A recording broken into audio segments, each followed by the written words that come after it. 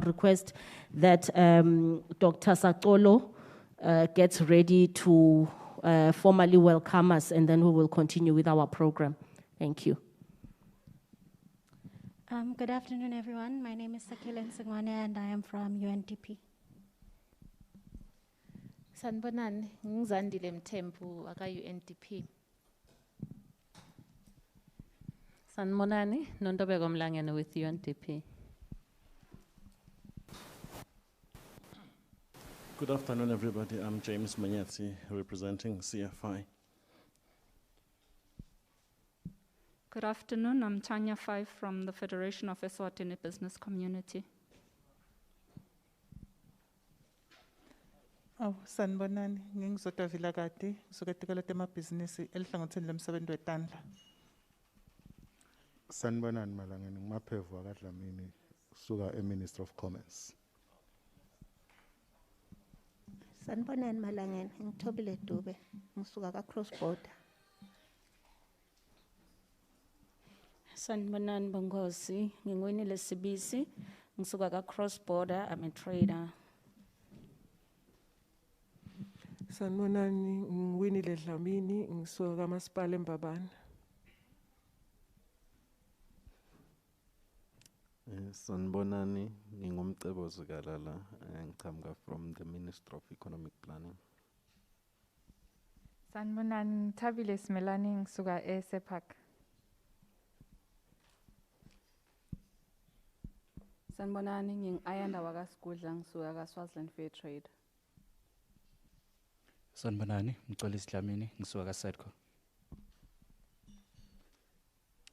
Sanibonani, nginginomcebo Hadebe, ngisuka Center for Financial Inclusion.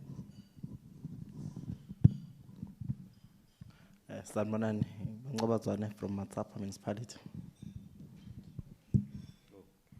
Ulishon Lebekunene, ngumluleki Dlamini, ngisuka kaCommerce. Thank you.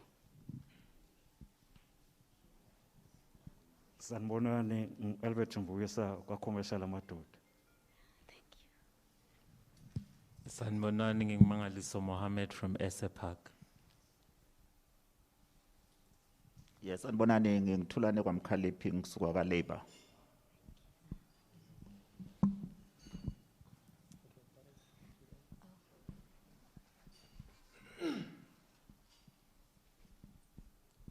Sanibonani, Dudunzini Sangbeka Social Security Department kaLabour.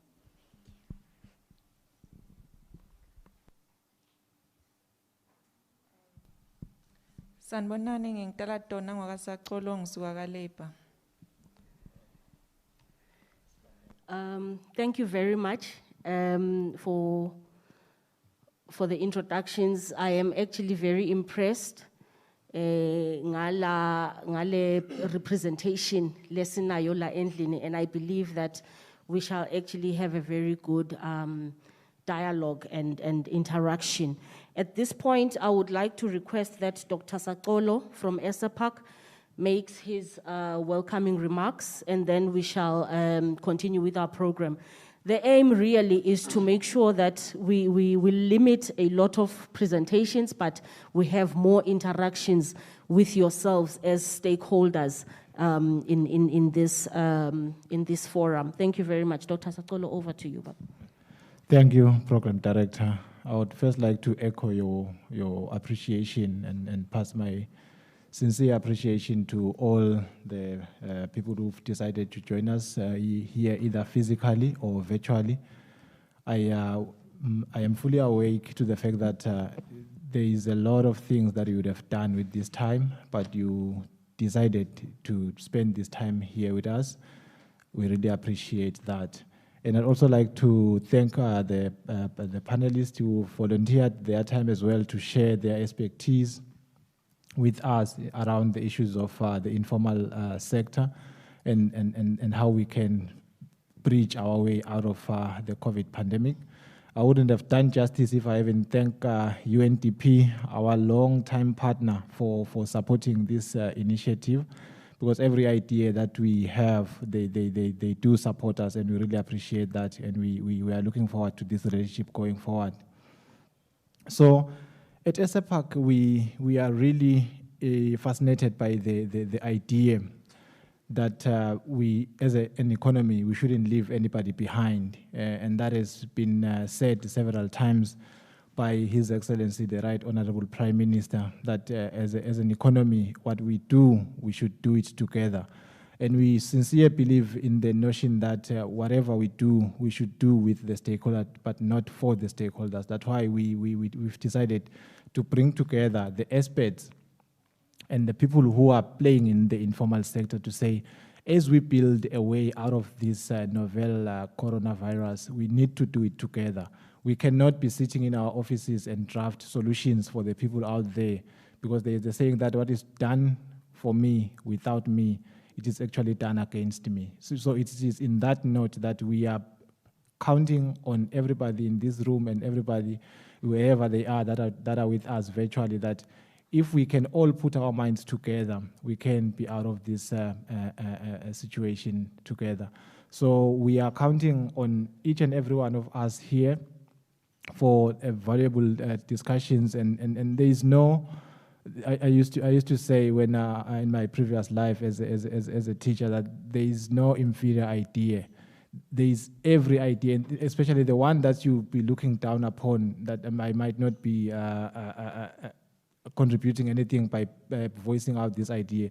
That's the one that we need. That's the idea that we need to bring into the table so that we can get out of this situation together. With those remarks, thank you very much. We are looking forward to a very fruitful discussion. By the time we get out of here, we will be sure what to do and how to do it, and we will be in a better position than when we were joining this discussion. Thank you, Program Director. Thank you very much, Dr. Sakolo. As we had mentioned earlier, the purpose of this session really is to try and deliberate, firstly, on the impact of the COVID on the informal sector. And I know that when we talk about the informal sector, there can be a lot of debate around it. But we are really taking the simplest definition of the informal sector, those that are trading or employed in a sector that is not regarded as formal. They do their own thing. You know, they are basically trying to provide decent, livelihoods, and that is just the basic definition. And I'm so happy today that we actually have the Labor Department in our midst, because when we talk about informal employment, they are the people that we shall also be engaging with around that to speak to what about those people that are employed but are not registered, but they are employed. Bayavukela onke malanga ekuseni baye emsebentini, but kude lapho babhaliswe khona mhlawumbe abafakelwa nelidlelandvongeni kude nje kodwa bayavukela baye emsebentini kube khona labakholako. So informal sector is all those people, nalaba laba trader go informally. Sikhuluma bomake basemarket, sikhuluma laba labahamba bayothengisa i-handicraft, sikhuluma naba labahamba baye eMozambique bayocupha impahla babuye bathengise, sikhuluma nalo electrician lombita kumangabe unenkinga lapha kakho noma umixe lelo gedlela lakho ulimikise lapha kuye kuthi akucocothele mangabe selfile, and but ude any formal registration but uyasebenta uyadisebenta kukhona la kutfolako la kuzuzako. So those are the people that we are talking about, and we understand ukuthi COVID has actually impacted them in a very great way, and those are the things we want to understand, where they are now, how this COVID has impacted them, and how we can actually come together as stakeholders to coordinate our efforts to actually support, and how we can actually even come up with policy options that we can actually sell beyond our sectors here and take them up, to government to say these are the things that we need to talk about. Because at the end of the day, we need to appreciate that it is existing. It is live. It is a live cell, if I could put it like that, and it is functioning. People are living out of the informal sector. People have livelihoods, and we cannot ignore them. At this point, without me talking too much, I would like to request that Mcebo Zigalala makes a very brief presentation. I'm actually giving him 8 minutes to just highlight to us what is happening in the informal sector, what has happened. And this is based on us silapha ema ofisini sibuka what is happening.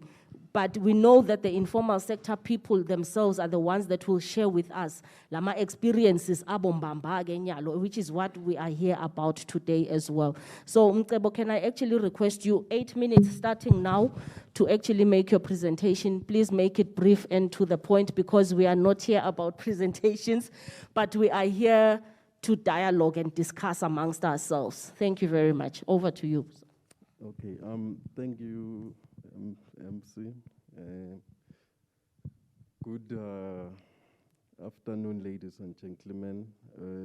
My name is Mcebo Zugalala, and my task is just to give a preamble about the informal sector in Eswatini.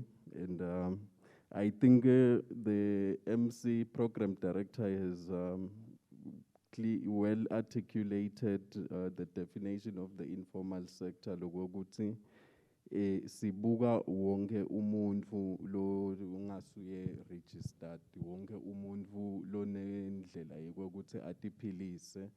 And le yami definition, I will even open it broad, because in most cases the informal sector labanye baye bayicabange kule perspective yokuthi it's only those people lele batsemakethe. Sometimes nawe usebenda uye utkanta so tsengisa ema vegetable nge weekend, and all of those people within the definition lele ngiyisebenzisako siba classifier as bagu informal sector, because benda informal activity. So it's mostly about income generation. So structures are the presentations so about the what part has already been done. I don't need to talk too much about it. Meaning why does it matter, and touch a bit on the impact of the COVID-19 on the informal sector, but I will also take the overview from the economy perspective, the macroeconomic perspective. I will also try to make lama linkages tsine bosoma business labancane lesi in the informal sector tisitsinza njani letinto. I had prepared these pictures sekuqala sikhomba bomake basemarket bayathengisa, just to give the visuals yokuthi asiyicabange kanjani le informal sector.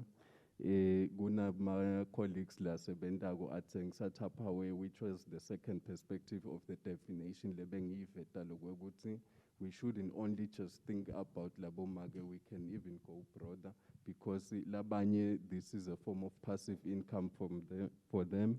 And the businesses ngena naku umlimi lokhanza ukuthi uyatlimela uthengisa amahlabishi, bonke labo bantu labo singaba classifier as informal sector. Ne definition lele bengiyikhethile ngilena leyo kokuthi according to Schneider, the informal sector, also known as the shadow economy, can best be defined as all unregistered income generating activity that contribute to overall GDP, and this includes all legal income generating activities that fall through the cracks of the government. So we know it debate informal sector, it's broad in the sense that others want to also talk about the illegal stuff, but kule interest yalana, we want to look at onke letinto let illegitimate lo ngemthetho akangwane kuvumelekile, ngiko sithi kufaka ku under informal sector. So sikhathi lesinengi lokuye bese sekubangela lokuthi ibe yinengi le informal sector ngiloko ukuthi sandla sahulumende asikhoni lokuthi sibuke konke lokwentekako lapha eveni. So ngaleyo ndlela bese sekuba khona ke le informal sector lokubangela ke ukuthi i-reach yahulumende ibe limited, kwekuqala indzaba yesikhathi nendzaba yema resources. This is just my overview of giving the importance yokuthi why does the informal sector matter. First of all, kufuna siyibuke kule perspective yokuthi i-informal sector is the second largest economy in the world. This is a stat which was produced in 2011 when we are looking at it from the global perspective, output yayo it's around 10 trillion. Ilanzela economy as a USA, economy as a USA during this time it was valued at 14 trillion USD. So this is how much big the informal sector. And I know it might have even been bigger than this because this is what was recorded in 2011. Then businesses in terms of employment creation, nale bantu lele basebenta ku informal sector, it's a very, very huge base in employment. Uma ubuka lokho ukuthi emhlabeni wonke jikelele, we are around 7 billion, and the informal sector is absorbing at least 1.8 billion of those people. Iyashowa le impact in terms of ukwakha imisebenzi yinto lenkulu. And then bese sengizama ukwakha just an analysis yokuthi sitigauge sinesilivela kangwane lokuthi i-informal sector i-contribute kanjani. Siyibuka in terms of i-output, which is informal ngasho ukuthi nga GDP. Siphindze bese sesiyibuka in terms of ukuqasha noma imisebenzi lekhona. And as you can see, I'm not sure ukuthi ku-clear kulama colors lakhona. I-sub-Saharan ngiyo lene informal sector lele contribute kakhulu in terms of employment, and lapho sikhuluma ngokuthi at least 65% of people in the region batholakala in the informal sector. And then we are just above the threshold of 60%. And this statistic is itfolakala ku labor force survey, 2016-2017. Lokshoko lokuthi this is a big sector, lene contribution lenkulu lapha Eswatini. Then sesiyabuya ke sesiya contextualize lokuthi yini kumcoka ngani lokuthi sithi silive silapha kangwane siyibukele informal sector singayishiyi ngephandle. As the director highlighted lokuthi our new slogan salapha kangwane with the economic recovery strategy is we are leaving no one behind. So the informal sector siyayibona as i-sector lenga contributor towards kufukula umnotfo lapha kangwane. Kwekuqala ngiloko ukuthi sine development agenda le Vision 2022 lekhuluma ngekuthi sifise ukuthi silive sifike ku first world status, and we can't get there without elevating people from the informal sector to transition into the main economy. We are also committed as a country towards the agenda 2030, which are the sustainable developments, and within the SDGs, the only way you ensure if usikhona simave ukuthi ensure decent work without sekuba melula lokuthi ongela lamanye ema goals lang 16 swamit. So ngiyo le impact lengako lele kufuna siyibuke ukuthi masikhuluma nge-decent work, we are also talking about sustainable economic growth. And then bese sesiyabuka nje lapho I was just touching some of the goals which I felt, this is my personal take, angisho ukuthi ngilawa odwa, it can even be broader.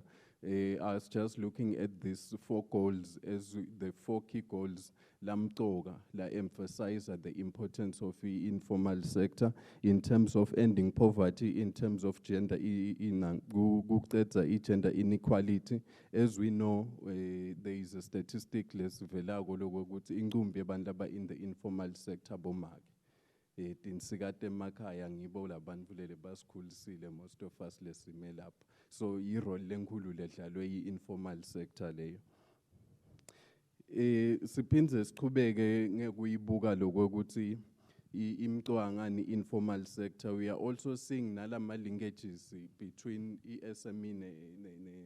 SMEs ne informal sector. Kule point yokuthi it's either ingcumbi yalama SMEs lele swabonako, all of them baqale in the informal sector, base sebayakhula bangena in the informal sector. If that is not the case, some of them ba procurisha ema services abo through the informal sector. So that is one of the key roles le khona.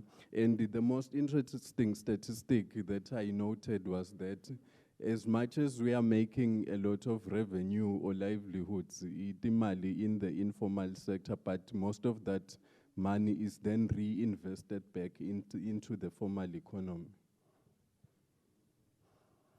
So I'll just try to hint COVID-19 lo ukuthi affect njani informal sector. So masibuka umnotho wonke worldwide, we are noticing lokho ukuthi global output project lokho ukuthi kulomnyaka lo itabe iphansi by 4.9%. Nathi lapha kangwane as we are looking at umnotho, we are noticing lokho ukuthi output yalonyaka itawuba phansi to a region of around 6%. And we are also noting nalokho ukuthi informal sector and SMEs are amongst some of the sectors that will be hard hit by the effect of the COVID. And loku bangele lokuthi le COVID ibe inkulu noma impact yabo ibe magnified ngunati tinfo letilandzelake ma travel restriction ngekuthi bantfu laba in the informal sector, especially those that import their products from South Africa, mainly in the manufacturing and the wholesale sector, because of travel restrictions. Abasakhona lokho ukuthi bahambe bayotfola letinfo lele batisebenzisako kulo mkhiqido wabo.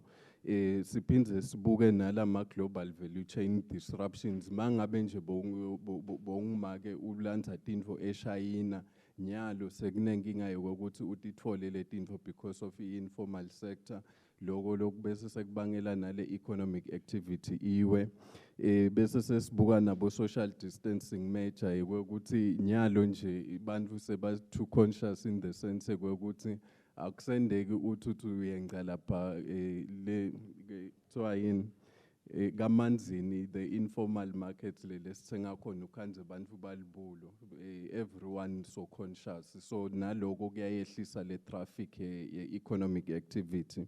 Bese sekuba nalama labor disruptions. I think nonke nivile benweva nema statistics bawakhipha baka labor in terms of tinkapane lebeticela loko ukuthi timane tilay off bantfu because of the impact of COVID. Konke loko bekus affecta ngaloko ukuthi some of the sectors, some of the businesses within the informal sector were deemed as non-essential services. Because of that, they needed to be closed for at least 3 months. During that time, the economic activity noma indlela yokuthi baphilise labo bantfu.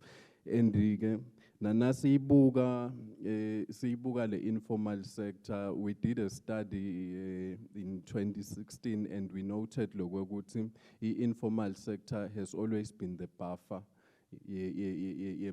when the country was going through tough times. The informal sector bekubese sekubangiyo lele bese seyibufferisha le activity ukuthi singawi kakhulu. But nyalo, what is so painful is the informal sector ngiyo le largely exposed in the current COVID pandemic. My closing statement would be harnessing the potential of the informal sector to transition in the economic sector is a must for us to have a long-term sustainability. Thank you, ladies and gentlemen. Siyabonga kakhulu babezikalala. Thank you very much for this preamble, and ngicabanga ukuthi itasisita ngoba itasifaka kahle kule discussion yethu. Lengidacela nyalo kuze ukuthi sitokhona lokuthi siyente kahle lento yethu. Ngicela kucela Masipala Mbabane Makethobile, and then ngicele na babe Albert Mbuyisa waka commercial amadoda. Please just come and join me here. Because ngifuna lokho ukuthi sitikhulumise kahle letindzaba. Masicetha ukukhuluma nabo, we're going to get into a session now where we're talking about creating an enabling environment for the informal sector. When we finish, I will then request for reactions from the floor, where we will open it up a bit. But I just want to have this targeted intervention so that we can actually hear from them. kuhamba kanjani ngala ngakubo. Please sanitize this one.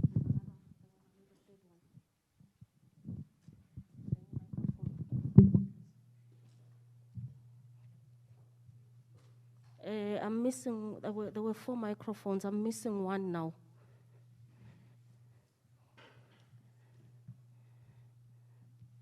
Oh, okay.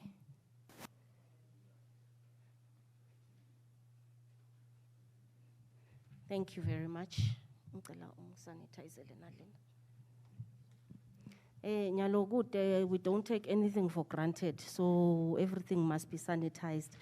As it has been mentioned, we've got a number of panelists that we will actually have discussions with. But to start off our discussion, we have City Council, Mbabane, we have Commercial Amadota, we have Magetobile, who represents Sivelesine Bunye Women in Cross-Border Association. These are the people that are actually doing work on the ground and that have been impacted. This is one sector of the informal economy. I will just try to stimulate some discussion and just understand what is really happening within their sector so that we can understand the issues and the problems that they are currently facing. But most importantly, I think we also want to understand how can we as stakeholders actually work together with them to actually support in the interventions that we make. I think Dr. Satolo mentioned at the beginning that the tendency is that we craft our intervention strategies wherever we are, but we forget to actually touch base with them. I know that there are quite a few of other representatives of the informal sector inside this room, so we will also talk with them. But for now, I would just like to give them half a minute each to just introduce who they are, negutsi bendani lapho bakhona khona, and then sitawuchubeka nale session yethu. Ngiqale ngawe Makethobile. Thank you.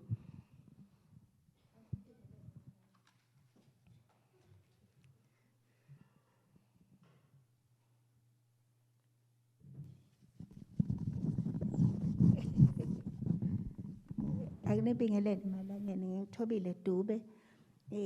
Kwamanje ngathi ngise leader cross border kaNgwane. Women cross border trade. Ngistation kaMazini. Siyabonga Mak. Phindze nginibingelele Malangeni lamahle. Mina ngiwinde Dlamini ngisuka kaMasipala eMbabane under the office of the CEO. Section ye local economic development. Briefly nje section yaga local economic development ibuke kuthuthukisa umnotho eMbabane, which cuts across so many stakeholders including the informal sector, hence my presence here today. Thank you. Thank you. Babe. Nginibingelele Maswati, mina ngu-Albert Okambuyisa, ngiqhamuka kaSwazi Commercial Amadoda.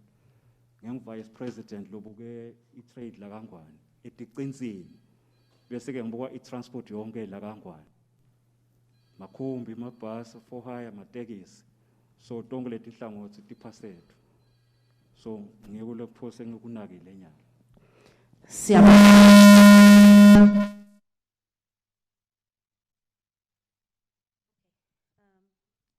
Technology. Siyabonga.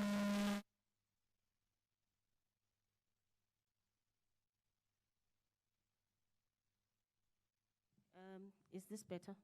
Is this better? Okay. Siyabonga kakhulu.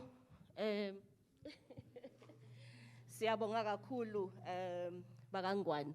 Mhlawumbe nje siqala le discussion yethu ngidawucela ukuthi ngicale ngaMakethobile if maybe ungasicela usicocele nje make ukuthi as an informal sector bomake laba ku cross border in particular yini le ni affected kanjani ngeCovid.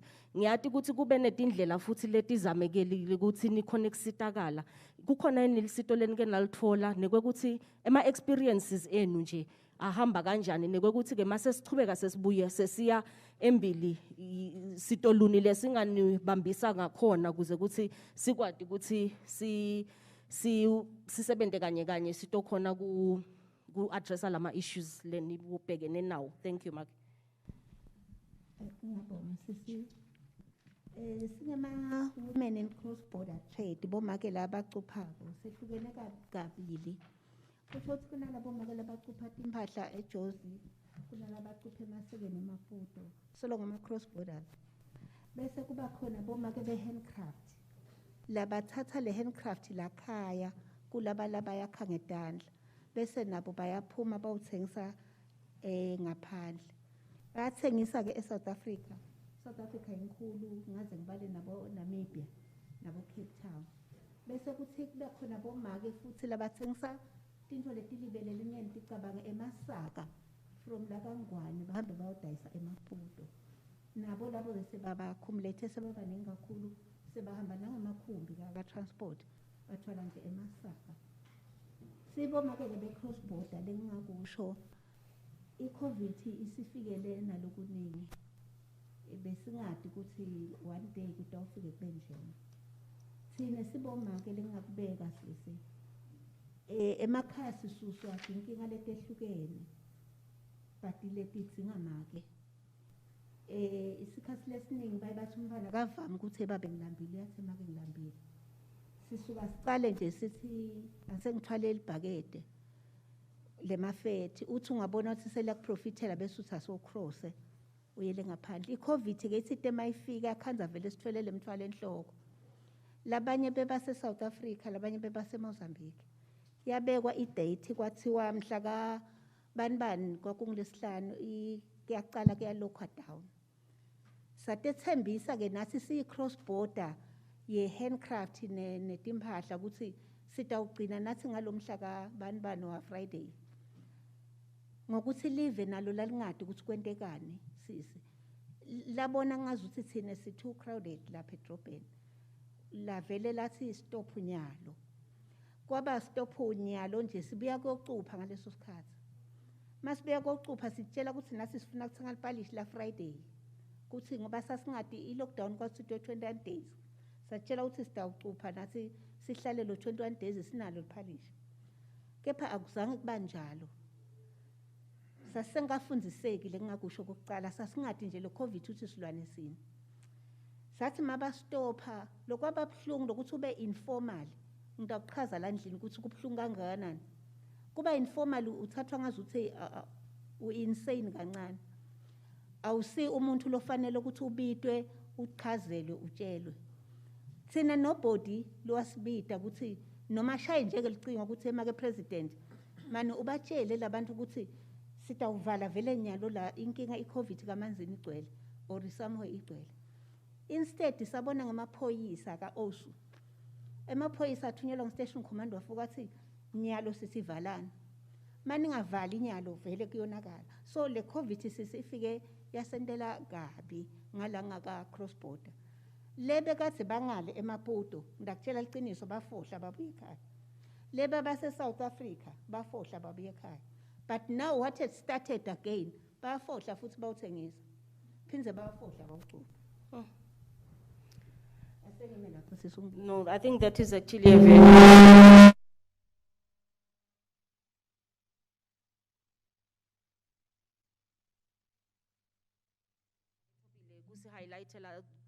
two things that are coming out for me indzaba yekuvala kwemaborder nendzaba yekwekuthi informal crossings because they still need, so they are crossing informally now. And I think that's a point that I'm throwing at the floor. Ngicela lokho ukuthi siyinake sitawubuya kuyo. Maybe angiya kuba be commercial amadoda. Uchazile babe commercial amadoda lapha ukuthi bona they are working with traders like who inform, I mean lasesiqinisini ne transport. Kuthi mhlambe angasichazela nje ukuthi kwentekeni ngalaka transport nekwekuthi ke how do we now try to support kuthi sibuye back to esimeni. Yebo singeke sifike lapho esikhona khona kuqala, but mhlambe nje babu ngasichazela kafishane ukuthi ngalaka commercial amadoda kuhamba njani before ngiye kumasipala. Cha bekunele lengaqala nje kuko ukuthi nayifika lenzaba ye-COVID-19 yefika singathi lutho ukuthi kwentekani kangangokuba indlela liyabakhona ukuthi titolo tethu taphelelwa titoko natiphelelwa ngileti toko la kwakufanele uyoqupha uthi na ufika endleleni ujikiswe uthi awayithola imvumo yokuqhubha uthi sowujikisiwe ubuthi ukuthi ke ngiyitholaphi bakutshela ukuthi uyithola eMbabane nawuthi uyashaya eMbabane bathi ke kufanele ukhuphuke ute la ungathi ke ukuthi utokhuphuka kanjani phela ngoba ujikiswe kuphi ngemaphoyisa so lokho kwaba ke vele sikhinyabetho lesikhulu lokunye ke lokwasenta ke saba nenkinga ke thina ngila ekutheni ke uma ke sositholele lesitoko so wathola la customer atokuthengela because bantu lemakhaya bebavinjwa if batholakala kuphi emgwaqweni kuthi abahlale kuphi emakhaya so uthola nje imoto eliphoyisa wawubona ngebantu nje bangena emenene lokunye ke ngala ka transport lokwaba ngconywana nakhona kwakuyinkinga kungukuthi i-transport ayizanga ibukelelwa ukuthi phela ngiyo le driver umnotho kangwane ngokuthi ithatha abantu point A imixe point B bese lo point B kunebantu abasitakala lapho so kwesuka nje kwathiwa ke hayi akusayiwa lapho but ke kwathi emva kokuba sesikhulumele na hulumende sase siyathola ukuthi okay nathi kukhona inzima lesingayidlala kuze le COVID-19 ingahambi manje ke lokubese kuba inkinga hulumende wasaba kuthatha responsibility ukuthi ke nathi phela sibosoma business nasima kulenye service netikwelete lofuna sithi ibhadala but wakhuluma ngemlomo ke hulumende ukuthi hayi ikhona imali lento oyithola kuphi lengakusho nje lamhla leyo 90 million singiswazi commercial amadodo kusete lesiphose sayithola nakhona emva kwa 4 months it's 1.5 million lekubuka ke idata yethu ukuthi labantu bebasolo balayisha lesife ngalendlela lehulumende besithi sivumelana ngayo ukuthi sitonqiphisa phela nathi but emathayi petrol solubita kubani ti70 solo namhla lokho tifuna uhola but ke sakhulumisana nathi ukuthi bekunene sitolungisa lana la because sinelithemba ukuthi uhulumende uzosinela lokunye ke lokufika kwaba inkinga mbamba imigwaqo yethu la kaNgwane imile etimbobombobo nawuthi uyamshayela wex ukutshela ukuthi lo muntu lomele commercial amadoda losihlangu ayithathephi isihlangu imali yokulungisa imigwaqo le nema potholes ngiloko lengithi mina lesiphose nanyalo sinenkinga nako njengoba bashitela be cross border ibusiness yaka interstate ukucrossa kuyalena akutholakali bekunene nalamuhla but ukuthi labo bosoma business letikweleti beti labanato emabhangi batotibhadala ngani asadi because ngikhani kenyalo uhulumende sithi ke asesikhulume because lokhu bosithembise kona kwa 90 million agendeki Siyabonga kakhulu commercial amadoda. Two things I am picking up from this, which I am also throwing to the floor, inzaba ye infrastructure and inzaba ye debt. Because siyati ukuthi bantu bosoma business labancane bayaye bathola debt. So ngicabanga ukuthi khona landlini kukhona labatawusisita basikhulumisele inzaba ye financing. Masipala, what I would like to find out from you is obviously the city centers are hubs of activity and business and are at the heart of providing a market. Are at the heart of providing a market for most businesses in the informal sector. So what are the kinds of regulations that you have put in place to make sure businesses are still continuing to thrive, particularly after the uplifting of the lockdown? So we see that businesses are trying to come back, to build back. So what are the kinds of regulations that you are implementing as a city center to actually facilitate this kind of growth for the informal sector?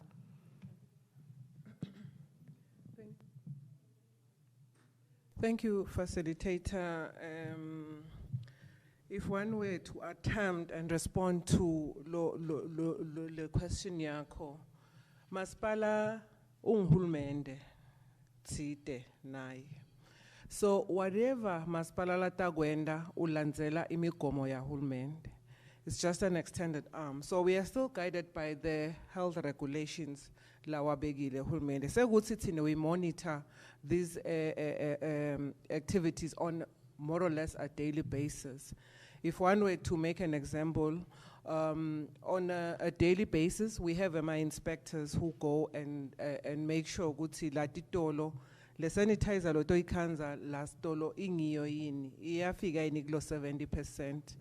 Kubhlungu ke ukuthi kubo somabhizinisi across all of them ngehlukana kwayo sihle simthola na zero ku report yayo ukuthi siyafuna kusebenta ke sanitizer sesibeka kanjani ku zero. Phindze nakulama facilities lamanye njengemamarket kakhulu for the informal sector, we do fumigate on a regular basis, and when there are also EMA requests from Banfu Beti Market Noma, any other institution in the city, Maspala has committed itself to hamba siyoba fumigate but we do realize it comes with a cost on its own. Now protective clothing, we also make sure if ever somebody is coming to the market, agakhanze lo make lo tsengisa kophela, awamita lawo ma standards lawa la tsengekako. We've learned a lot from Manzini when we were preparing for a flea market which we have recently opened. Guti kwendiwa kanjani, biyelani lenzawo to control the flow. Each and every vendor have a sanitizer, ubonakale uprotected, and we have enforced the security yethu kakhulu. They patrol the city, be it the parks, be it the CBD, be it the flea market, just to make sure ngoba umuntu ulkhuni kwala noma lesimo singabanjani kuba khona lokubese sekuya aba comply. So security we're going to let it involved. Even on a daily basis, we have our transport officer who goes to the bus rank. Sibakhulumise abantu bemakhumbi. Kuhamba njani ingathi se-congested la emakhumbini. We also disperse even bantu besikolo. We get into the academia space. Khulumeni about teacher. Bantu bethu nisiphathela kanjani, nisiphathela bona kanjani. And monitor even the sanitizers, the congestion in classrooms. So in a nutshell, Hulmende Maspala is just an extended arm of where government is falling short just to ensure layer compliance. Thank you. Gcina nje yini tindlela mhlawumbe sifuna kuva kini informal traders bomake, how can we actually support? Singanilekelela kanjani kuze kuthi sichubeke sim-ensurishe kuthi one niyakhula, two niyachubeka niya business. Because for me, I think the most critical aspect of the informal sector is that it is here to stay. So it is up to us in terms of how we can actually support them to grow beyond where they are, and how we can then facilitate the environment.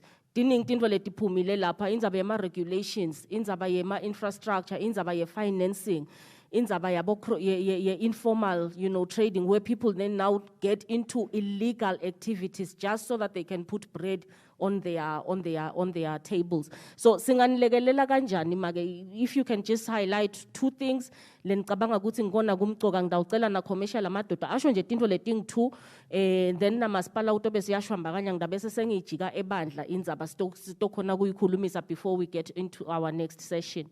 Thank you, Mark. Ngiyabonga sisi le ngasilekelela ngako ngama infrastructures sisebenta kakhulu ngoba siku open space liyana litulu sisebaleni kude lokusiphephisa kulokunye ngilokuthi makwakhwala ama laws and lemithetho yema informal siyacela lokuthi sibe khona nathi sitibekele lo mthetho ungachamuki nje sowehla singakawunambithi ukuthi uyasivumela yini. Noted, Mark. Thank you. Commercial madoda. Cha lengakusho mina ukuthi singemaswati sinahulumende lothi ukumele emaswati akasalive lelivile emaswati ukuthi indlela lafuna kuphathwa ngayo ngule sibonelo nangabe nje njenganyalo lokukunela COVID-19 ngabe hulumende lokungenani ubukele ukuthi ke cha niye sacrifice ngamaswati but ke letikolete ke sitibhatala njani, because nyalo nje emabhanga asabutshela ukuthi sitoyifuna le mali. Nyalo lenza basitosala nabani nawo wena uyi transport owner nawo wena westore. So lengaqela lokunye kungukuthi kusendiwa yona lelihambo lama regulations aka COVID nakutshintshwa lama levels njenganyalo abantu abesikole sebavulile but itsine sineke ukuthi imoto asithi control so that bantu bangahambi kakhulu baya kuphi emadolobheni. But inyalo ukhanza ukuthi intsambama noma ekuseni bantu befika late. So uhulumende akunake ke lokho ukuthi inkinga ayisiyo kithi thina sesiyafuna nyalo ukuthi imoto sitibisele mane tilayishe ke lokho but tilayishe tonke njenganyalo nje ukuthi wasilayishe 80%. But nangasho ukuthi nyalo imoto letilayishayo is 40% wale letikhona. But le nombolo nyalo letisebenza sesiyahluleka because sokukhaza ukuthi sekudlalela ukuthi uboshwe sizathu yini labafana sebatamba ukuthi ba-accommodate bonke labantu bantu abesikolo labaya emsebenzini nalabaya emadolobheni bawuthenga. Thank you, Babe. Masipala, what is the new normal for the city councils? How do we move forward? Thank you, facilitator. The new normal, ngicabanga usivele sesikuyo sesiphila kuyo. It is the compliance part bekunene. Kudele singakwenda ngoba lokhu buhlungu ukuthatha imphefumulo yebantu. So Masipala will continue to enforce imithetho yahulumende to make sure ukuthi we use the right protective clothing, the right sanitizers, we observe the social distancing, guided by what government will be pronouncing ngaleso sikhathi leso. Lokumcoka lokunye lengubonile ukuthi asibadi labantu lesibabita ngema-informal vendors kulama dolobha ethu. Kukhona lichaza lokumele sidlale ngoba kuthi tena sebafuna basitakale saqalela phasi sabuta ukuthi keja ka handcrafting bangakhi nikuphi babani ngakuphi kumcoka lokuthi si tihlobo tenkosi mathi nasida lokuthini in each and every city asiwati lama informal vendors ethu ngeluhlulwawo khona ukuthi mafika isikhathi letinje even the intervention, the communication ingasita masekumele si reach out to them. Thank you very much. I think those are very valid points. And at this point, I would just like to allow... It's fine, I will sit. I will...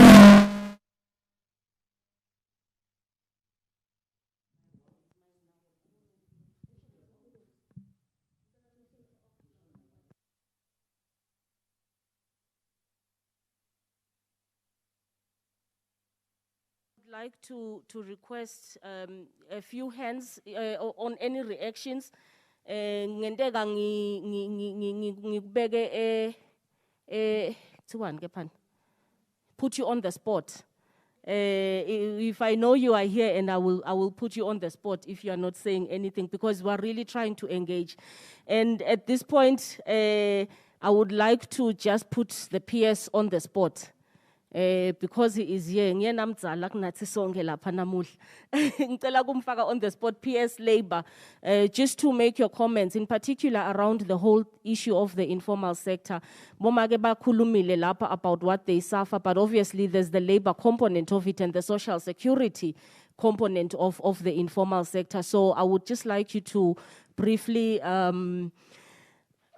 just give us a brief outlook in terms of what is happening around the informal sector. And I'm putting you on the spot also because we understand that the government has put in place some support for employment or unemployment benefits, but we know that those unemployment benefits are actually just reaching those that are formally employed.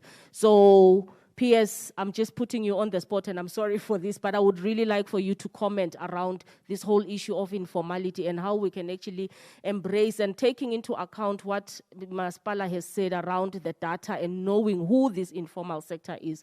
Please, PS, thank you.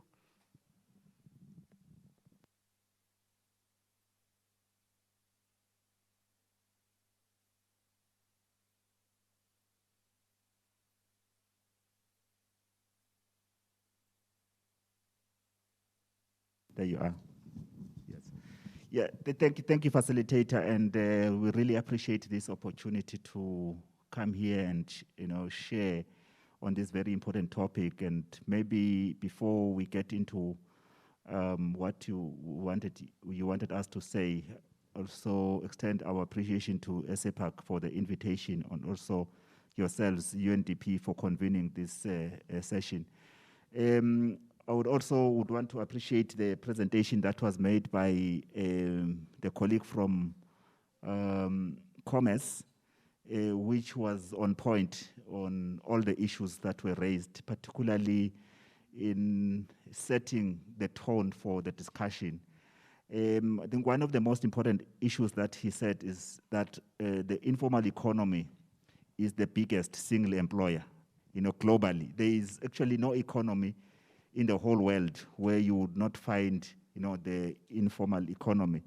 But I think the game changer then there is how we get into that space and facilitate, a harmonious kind of execution of business and of work. The ILO as an organization, which we draw our policy objectives from, has done quite a lot of research on the same issue. I think it concurs with what has said. But I think, what they've said there is, our intervention in the informal economy, should actually look at that space as places of work. And the underlying factor is, we should look into what places of work should be and how they should be arranged to ensure decent work. I think it was also said that decent work. And decent work, there are 4 pillars into it. And which actually, if we are going to get into the space and see how we can support informal work, is addressing those 4 pillars. The first one is employment. And when we are talking about employment, we are talking about a whole range of issues. We are talking about skills. We are talking about access to information. We are talking about, the organization of work, where you are. We can talk about those issues for a whole day. And the second one is social protection, which speaks to the whole contingencies of things that can take people out of work. It could be disasters, it could be old age, it could be sickness, it could be maternity, it could be unemployment for whatever reasons. That's the whole package of social employment. And the other one is social dialogue. Organizing those that are in these places of work, enabling them to have a voice. Our space where we are, one of the pillars of that space is the tripartism, which we promote so much, that there is actually very little, if anything, that we do, outside the tripartite structure: organized business, government, and organized labor. But unfortunately, in the informal economy area, there is no such where any interventions that are going to affect them, as to how are they going to be discussed, with who are they going to be discussed, and who's going to set the agenda even for that discussion, in that space. So issues of social dialogue are then therefore critical. Then the last one is the issue of rights, at work. The issue of rights at work. And when I talk about rights at work, we are talking about rights that are drawn from the employment contracts themselves.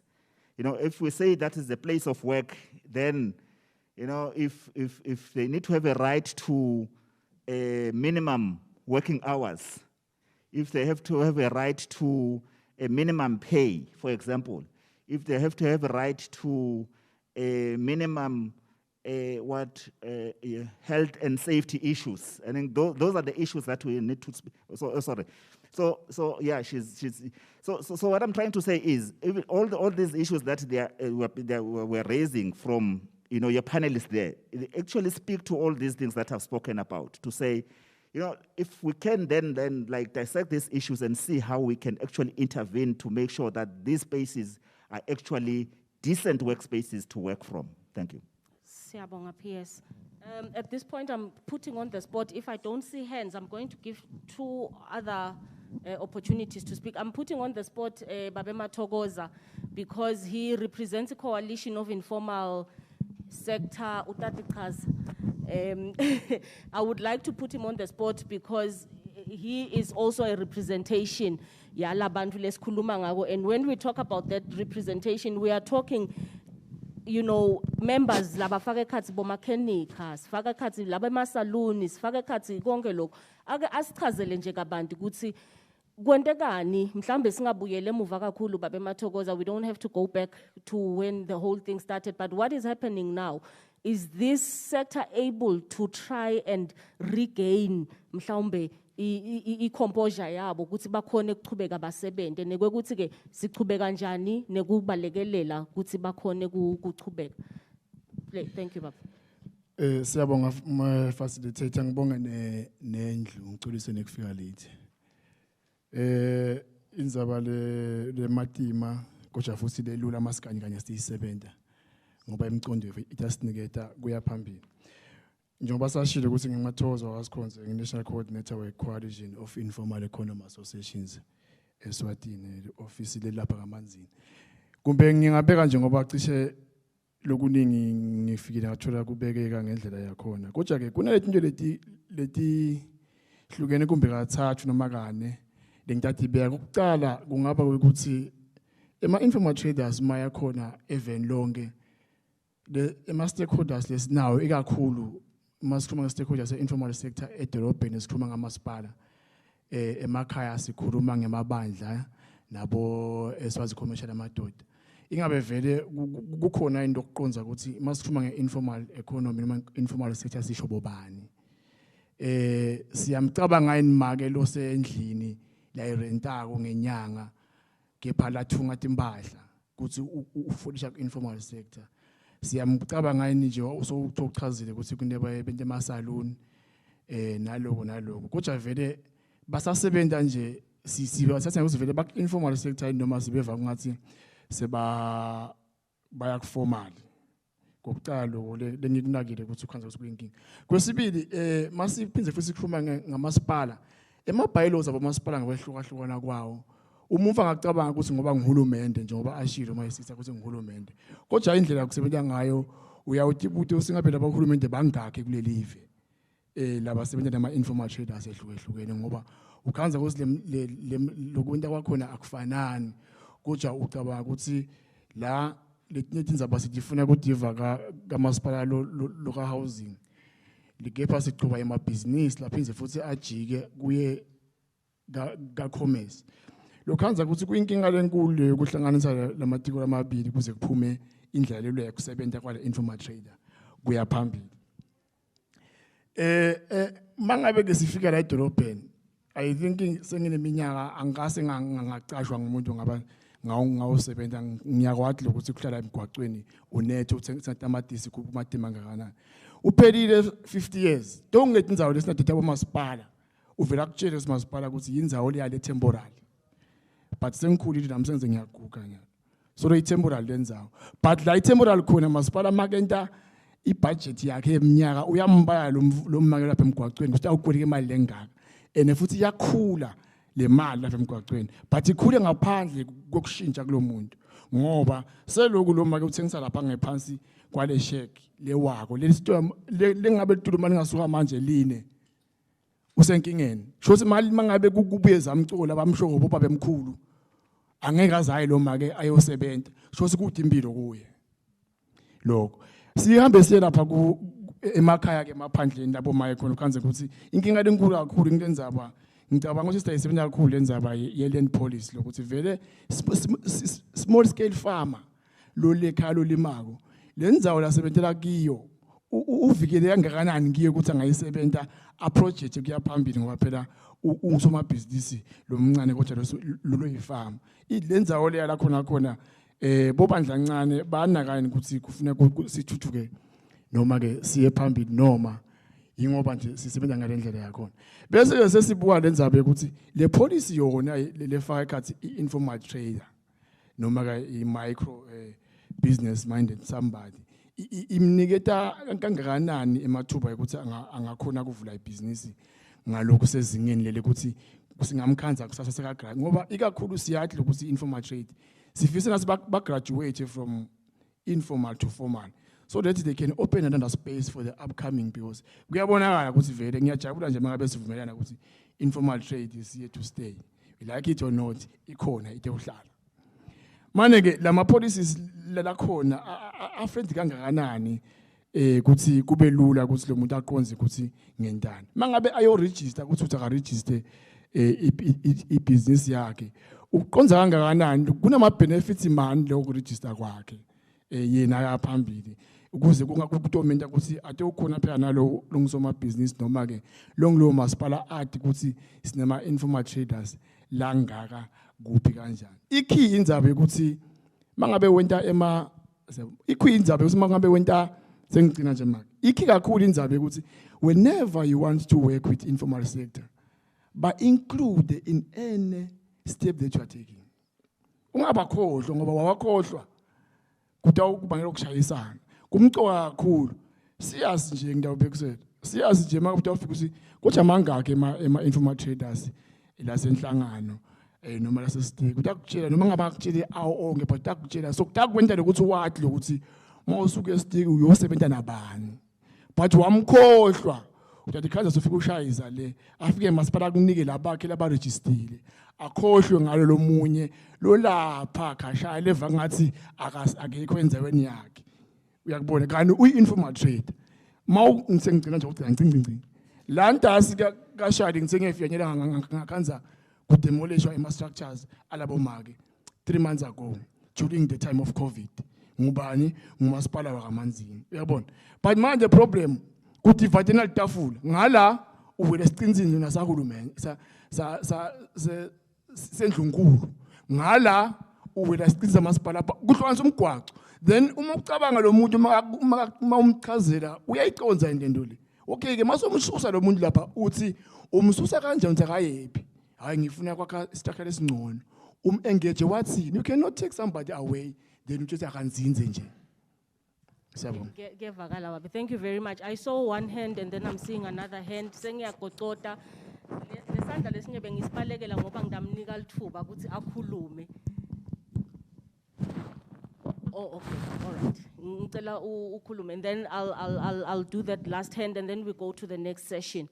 Thank you. Thank you so much. Good afternoon, colleagues. James Manyatsi, Ngibuyaga Center for Financial Inclusion. A quick one. Thank you for the opportunity. And I want to appreciate the presentations that has been now. My reaction, Director, kumcebo. Mcebo bekunene usinikete a wonderful presentation now before the panelists came up. Lekhulumisa definition. If after work, colleagues, I gather whatever I gather from the house, ngibuthatha phawe wami, and whatever lenginako ngihambe ngiyothola sport, maybe inside the mall or anything, me, my daughter, and whosoever lengihlala naye. Do I really qualify to be called informal? I am employed, I have a salary. Should I really compete with the person lo phila ngalo kuvukela yena lapha ku-stall sakhe?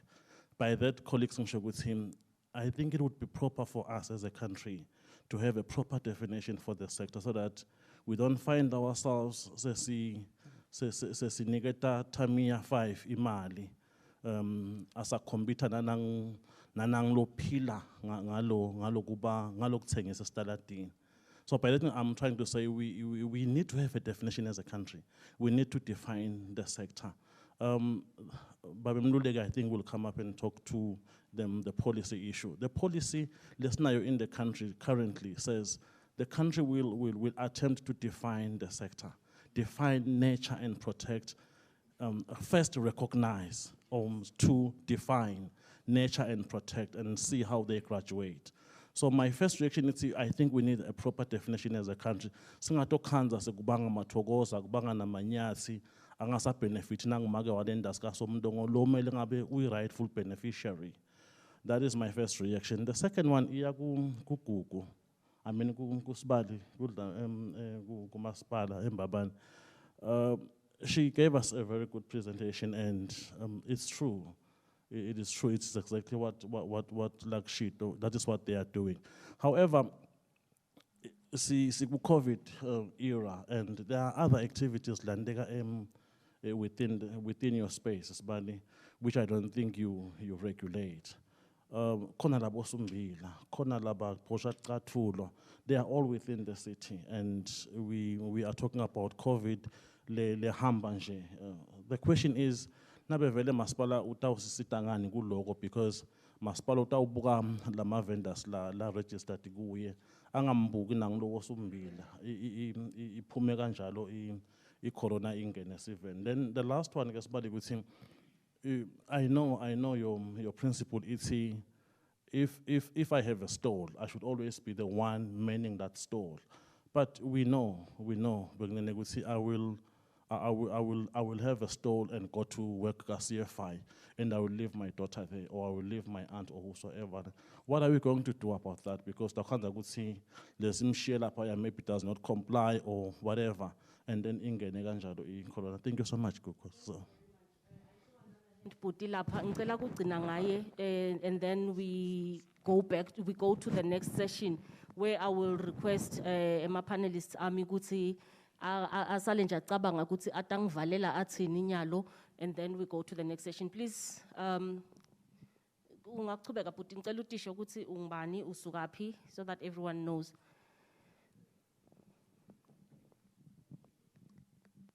Thank you so much. Mangabazwane, I'm from Matsapa municipality, Lamaspala Matsapa. Thank you so much for the opportunity again to interact on the issues of informal trade. But I just wanted to say, kukhona lengicanga ukuthi kufuna sikubuke going forward. Mainly is the issue ukuthi kufuna kube relationship between labo masipala nalama informal traders. Because that's where everything starts. Because lokwendekako emadolobheni ama interest as a development, they are different. For an example, babe sokhuluma ngendzaba yembila bengidawukhuluma ngayo into efana naleto ukuthi lidolobha ngumathapha nje ngiyabekisa kugcwele lama factory workers, which one factory is housing 1,000 to 4,000 people. So basitwa vele ngilabo make labathengisela ngaphandle. Now lenkinga lekhona ke nakude relationship. We've got, as we speak, we are sitting with about, out of the whole town, we've got about, daytime population is about 35,000. And people, Alabama informal traders that are registered with Maspala, they are 300 as we speak, 303 as I speak today. But now, if there's no relationship between Maspala and them, the complications are like 10. Basically, overtrading. Everyone is selling one and the same thing within the same space. And of course, the complications now are saying we are trying to say as bangiphise phela abantu because sekufuna kube ne social distance between bantu ematafula abo ngeke asahlala ngendlela bekahlala ngakhona. So immediately you try to introduce that. Nangabe relationship yenu ingasiko kahle kugcina sekungazuthi hayi masipala uyaba attack abantu. Lokunye le method yalokuqhubeka kwalamagciwane lafana nabo COVID, it's on personal hygiene and compliance issues on health and safety.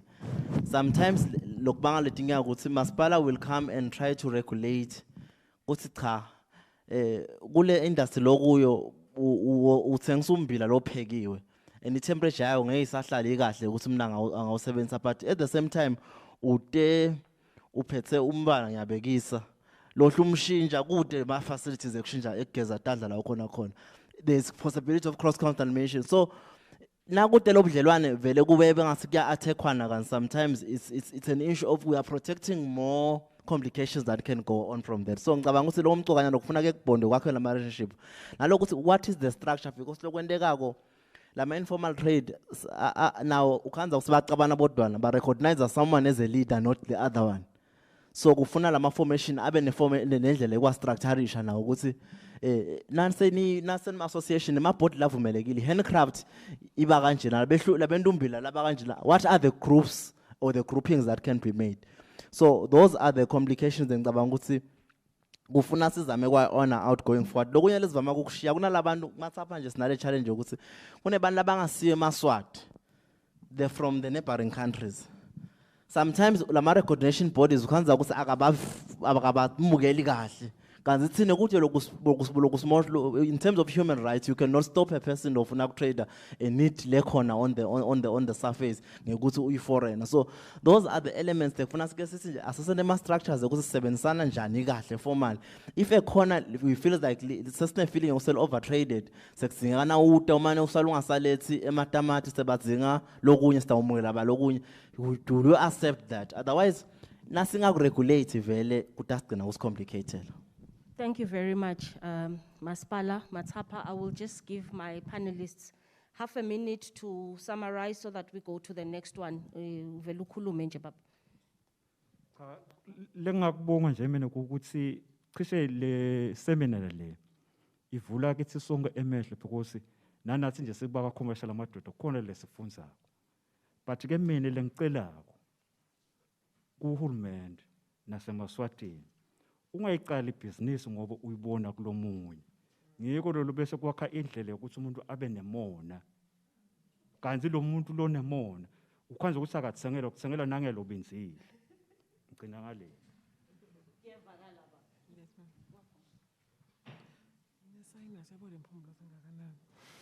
Siyabonga for the submissions landiwe malunga endlini. And one thing I can say, and I've learned mangifike kaMasipala, angathi lama relations onakala nini nebantu labahlala nabo. Masipala is there for the people. Mhlupheni Masipala landzinga khona kuthanisite na Masipala utanisita to capacitate.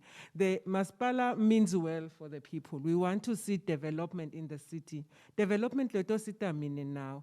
And vele umthetho utawuphila kaMasipala, umthetho uyahedla. And compliance is expected. Wanga comply vele kutawuba netinhlungu letithite. Siyacela nje thi akubanjiswaneni kuloko le level tawuthuthuka.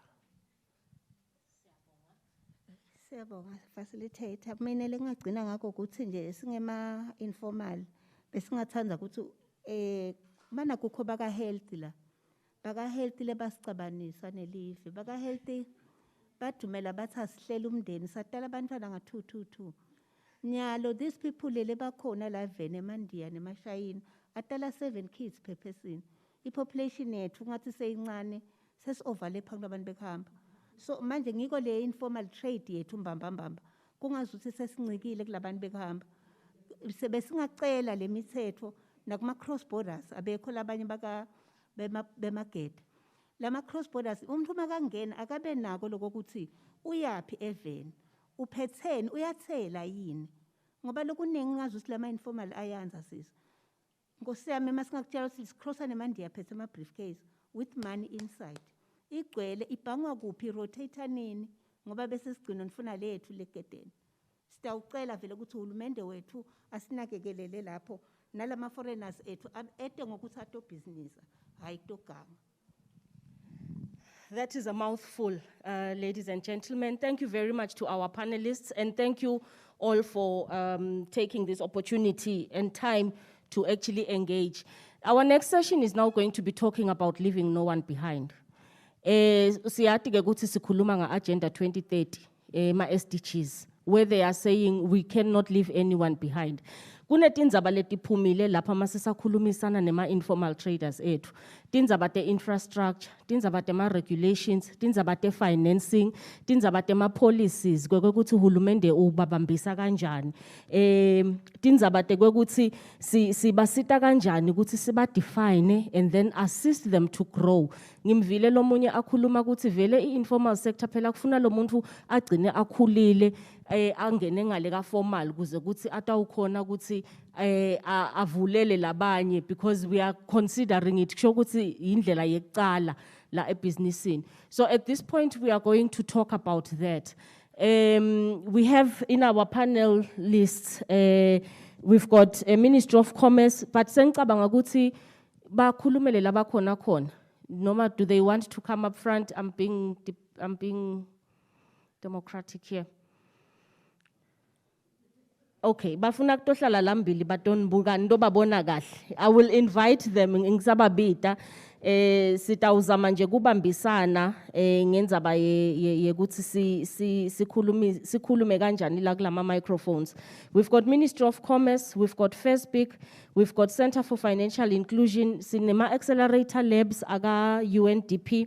Bese sesiba na SEDCO ngidawubacela ukuthi betela ngembili kithi njengoba bengishito as they come forward njengoba bengishito kwekuthi kunama issues lamaningi laphuma ko eningi yathi ukuthi mase sivala lendzaba yethu sitawubese siyakhona ukuthi siwa highlight lama issues and try to probably develop a way forward on how best to actually address these issues. Kunendzaba lekhulunyiwe lapha lengicabanga ukuthi imcoka kakhulu indzaba ye informal crossing and the risk associated. Uthi temake lapha makakhuluma what is happening now lokhu sekuzama kuvula-vuleka. What they are seeing is that labantu seba crosser informal ikakhulu laba labayothengisa. What that means is that there's a risk associated with that. It means nyalo lo COVID, because obviously they are crossing asati ukuthi ba interacta kanjani, you know, all those things, you know, there's a risk associated with that. But it's all about livelihoods. They are only trying to make a living. So how best can we actually enable them to make a living laba khona without the need to try and cross illegally just so that they can make a living? So I think for me, those are very critical issues that we need to think about as we engage moving forward. So at this point, I will request that our panelists introduce themselves. Ngidawuqala ngamake CFI.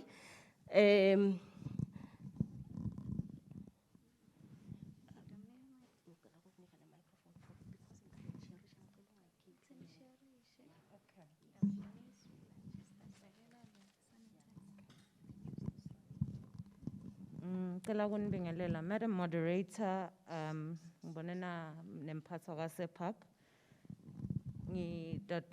Introduce again. Libito lami nginomcebo ngakaHadebe. I'm the acting CEO for the Center for Finance. Substantively, I'm actually a policy maker from the Ministry of Finance. So there's a lot of issues you've already highlighted here that start to ring bells to me. Ngicela kugcina lapho Gugu.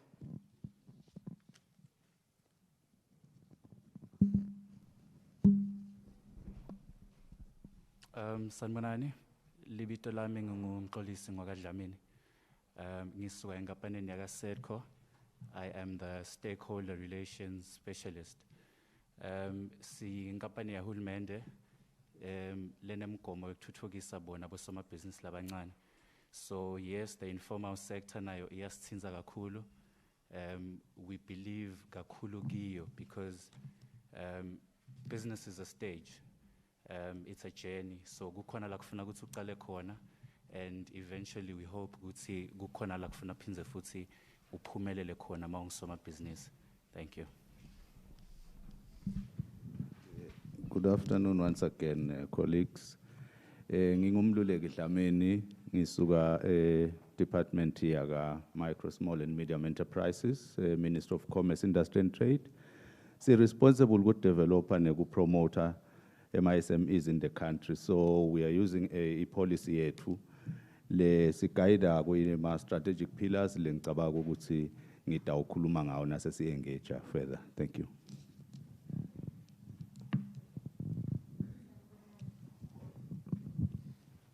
Sanibonani. Mina ngingizandile ngwakamthembu. Ngisebenza ka UNDP office ndaka le accelerator lab as the experimentation person there. Lana thina ku ka UNDP si ngathi nje pheceleti si research unit within UNDP.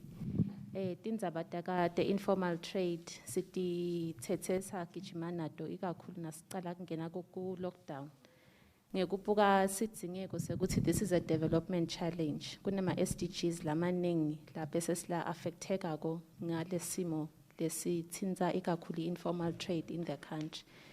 Sibeseke sesicala kusebenzisana kakhulu nabomake bomake Dube nabo Sias senda ema experiments latawuzama ukuthi asuse informal trade from lendlela lebe basebenta ngayo lesijwayele sonke ukuthi bakhanze market kuphela.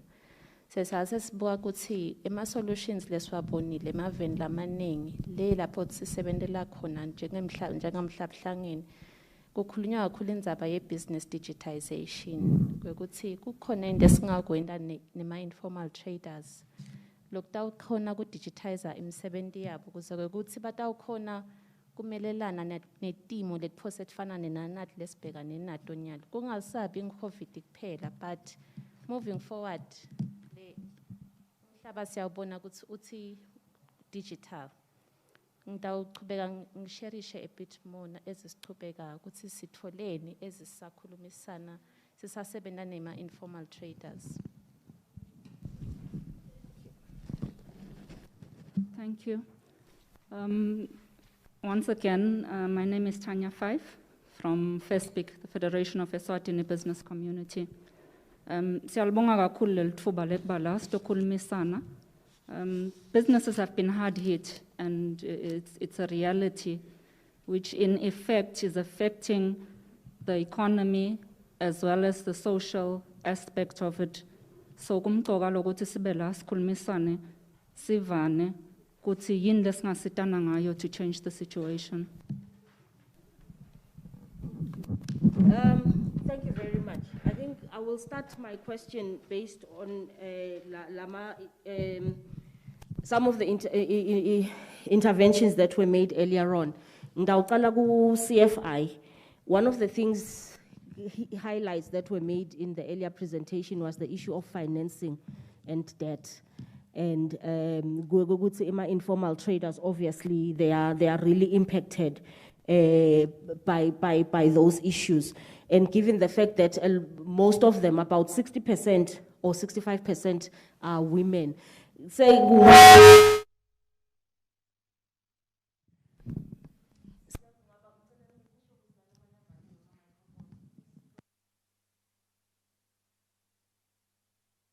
Sakungaba kubuta nje ukuthi how can financing instruments be adequately designed to enable improved access for the informal sector in particular? Nyalonje sikhuluma kwekuthi a lot of them closed down. They could not trade, so they don't have anything. They need to obviously recapitalize so that they can be able to restart. What are the options that are available for them out there, and how can we actually make sure the financing instruments that we have are actually targeting also the informal sector and enabling them to actually access finance kuze continue in their business activities? Thank you. Please go ahead. Thank you, moderator, for lemibutolo loibutago. Ngicabanga ngende mistake mengicala ngangasho ukuthi Center for Financial Inclusion yendani. It's a wing under the Ministry of Finance. It's a program implementation unit. So ige implement a program called the Raw Finance and Enterprise Development Program. We have a new program, the Financial Inclusion Cluster and Development Program. One of our key strategies is actually the National Financial Inclusion Strategy, 2017 to 2022. How can we improve access to finance? And the target groups have actually been women, youth, and at the moment we are now working on a new thematic area, forcibly displaced people and also the refugees, so the whole spectrum of people that we may have excluded. I think bema informal traders are hitting it on point. What is happening emandia apuma nale mali and so forth. That's now a money laundering and terrorism financing issue that the country is actually looking at. But going back to the financial inclusion perspective at the moment, how can we assist with finance? I'm a policymaker by nature, and one of the things that we found as a team is our financial products and services are actually not tailor-made for our target audience. You have countries whereby e-repayment year loan is based on your production. At the moment, we find if I take out a loan, for agriculture, you expect me to pay back month end, but I haven't actually sold my produce. So how are you, that is the problem we have. Our financial services and products are just generic, and they're not meeting the needs of the population. But how can we have been caught off guard, I must be honest at this point in time. We've been singing appropriate financial services and ones that create welfare change in lives of Eswatini. But what can we do? It's now for the regulators to start to say, what carrot can I dangle to my service providers and to say, if you do a financial inclusion product, you get more relaxation. For example, you can actually influence it from a KY and know your customer perspective. Once you determine that the risk is low, then you can say, I want a simplified customer due diligence for that product. We can also say, for example, a regulator, given powers by the Ministry of Finance, would say, if you're doing a financial inclusion product, you don't have to come back and do returns on an annual basis, because that is the problem that we find. Regulated entities are actually moving away from playing in the space because they're saying it's costly. The regulation is costly. So it's now about government saying, how do we make regulation much more simplified, especially if you're plowing back to the economy? So that is one of the issues. On the debt issue, it's an issue of how we failed, I must be honest, to design appropriate financial services and products again. We never factored in the likelihood of a pandemic hitting the country or the global economy. Therefore, we did not build into the debt products that we produced. And also from a financial stability point of view. Now, the financial sector works in 4 pillars: inclusion, integrity, stability, and customer protection. We forgot to collect the data that informs the stability part and the integrity. So it became difficult when COVID came in to say, if you suspend payments for 3 months, what would be the impact on the economy at that point in time? Some countries issued payment holidays, but we didn't have the information in this country to say, what is the impact of payment holidays? So it's now based on us as policy advocacy players like the CFI to say, how do we change policy to address the needs of Eswatini? Can I end there for now? Much. I think that is actually very, very, it's a very, very valid point. And I think the issue of how we design our financial instruments is actually critical, especially when we are now going to be looking at how we are supporting this informal sector. I know that, and I think I will put commerce on the spot when they talk. I know that obviously the country is now looking at supporting through a guarantee fund of sorts. But the biggest question will be, is that fund taking into consideration the issues that are currently being raised by CFI in terms of how it is actually structured to ensure that it takes into consideration all these elements? But before I get there, I will give the floor to SEDCO. We know Gutsi SEDCO ugewa undertake a study, and we know Gutsi bega focus kakhulu on the small medium enterprises, and the study siqhamuke nema issues lamaningi in terms of what is really the cry of labantu labale ngaphandle nekwekuthi basebenta kanjani. Mhlawumbe singacela nje SEDCO ukuthi uke usivetele ukuthi ke post COVID, based on the study, what are the strategies? You know, how can strategies be integrated, particularly in small medium enterprise development and finance, to actually ensure the issues that we are currently facing the issues that are currently faced by the small medium enterprises are actually also addressed. And I think I will just extend it also to the informal sector. So what are the strategies for development moving forward, making sure that this sector is able to develop, this sector is able to thrive, this sector is actually capacitated based on, obviously, your mandate as SEDCO as well. Thank you. Thank you very much, moderator. Uyibeka kahle. What we realized as an organization is that we had not anticipated for a pandemic, which is why we then decided it is upon us to go and find out from the people lokuthi yini lesingakhona kubasita ngako lo COVID lesikhuluma ngabo uba affecte kanjani bona. So which is why we then conducted the study. Our study was broad.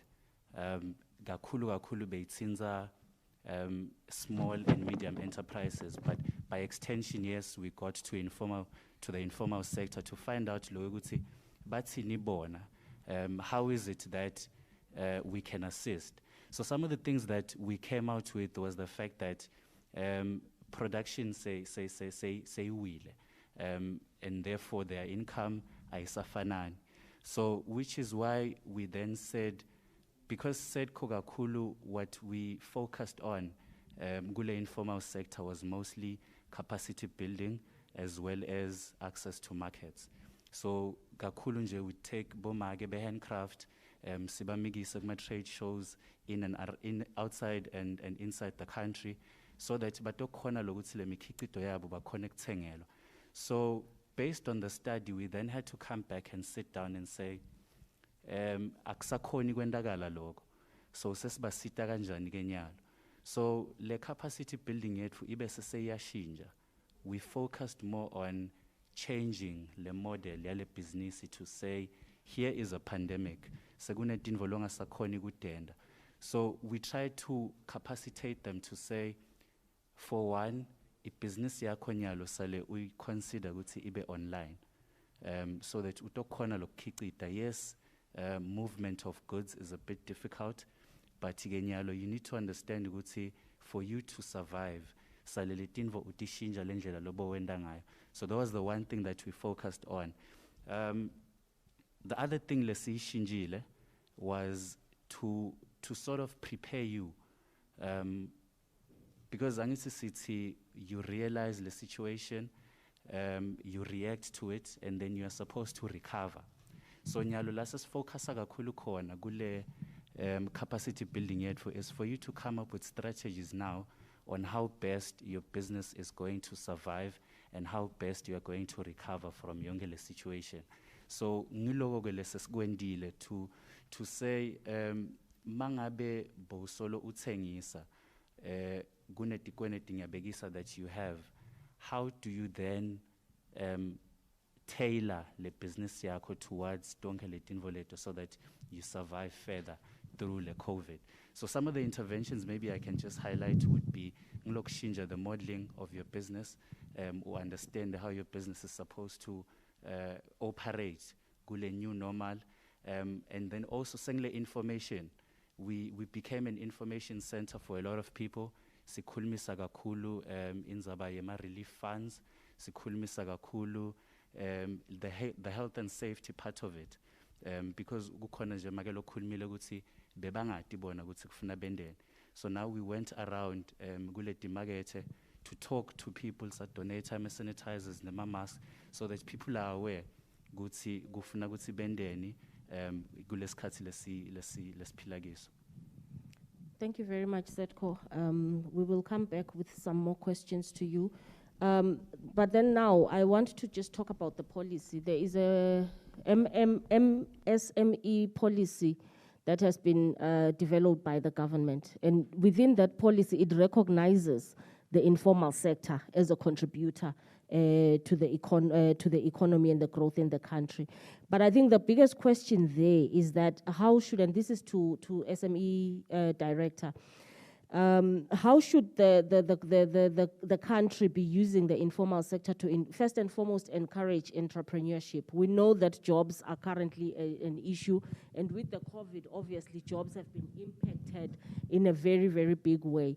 So how do we actually encourage, support the informal sector to actually encourage entrepreneurship firstly, but then most importantly, how can we use the policy as a vehicle for growth in the informal sector? Thank you very much, moderator. As you rightly said, that we have a policy, the national policy, MSME policy of 2018, that has strategic pillars. One of the strategic pillars of the policy is to recognize your informal sector and also have initiatives to grow it. We have an implementation plan of the policy, which basically starts off with a program of saying, do encourage and provide assistance in terms of, as Seth was talking about, capacity building. We've done quite a lot. We were working with Swift the other time. We're doing product development for the handicraft sector. So those are the initiatives that we are just implementing to assist the businesses that are in the informal businesses. We have further established a fund for those businesses, whereby they don't need a collateral to access those funds. So we're working with FinCorp. We are in Manzini. The maximum is 5,000 emalangeni, payable over 6 months with the interest rate of 0.5. You can never get something less than 1% as an interest. So basically that shows that it is tailor-made for your informal businesses. You know that we've got all of those challenges as we continue to work, because some of them you will just, they will access the funds, then disappear. But we are trying to keep the default rate. If we can have it below 5%, we should be able to proceed with the scheme. So those are the initiatives that as government we are implementing to assist the sector. Margaret Toble raised an issue that they are trading outside there, exposed to all sorts of weather. She's aware that we have just completed the Manzini Trade Hub, which was funded by COMESA. So we're looking at an initiative whereby we'll have it running 7 days a week. So bomage nabo by second-hand clothing can also come in maybe during other days. So in that way, I believe that we've addressed that concern in terms of providing institutional structures.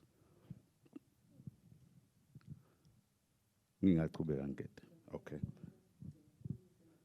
I think another one would be issue. I could see we are lacking a handicraft policy.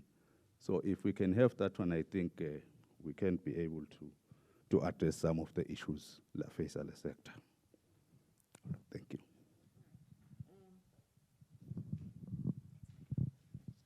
Thank you very much. I think it is encouraging to hear what the ministry is doing, in particular with regard to the Trade Hub.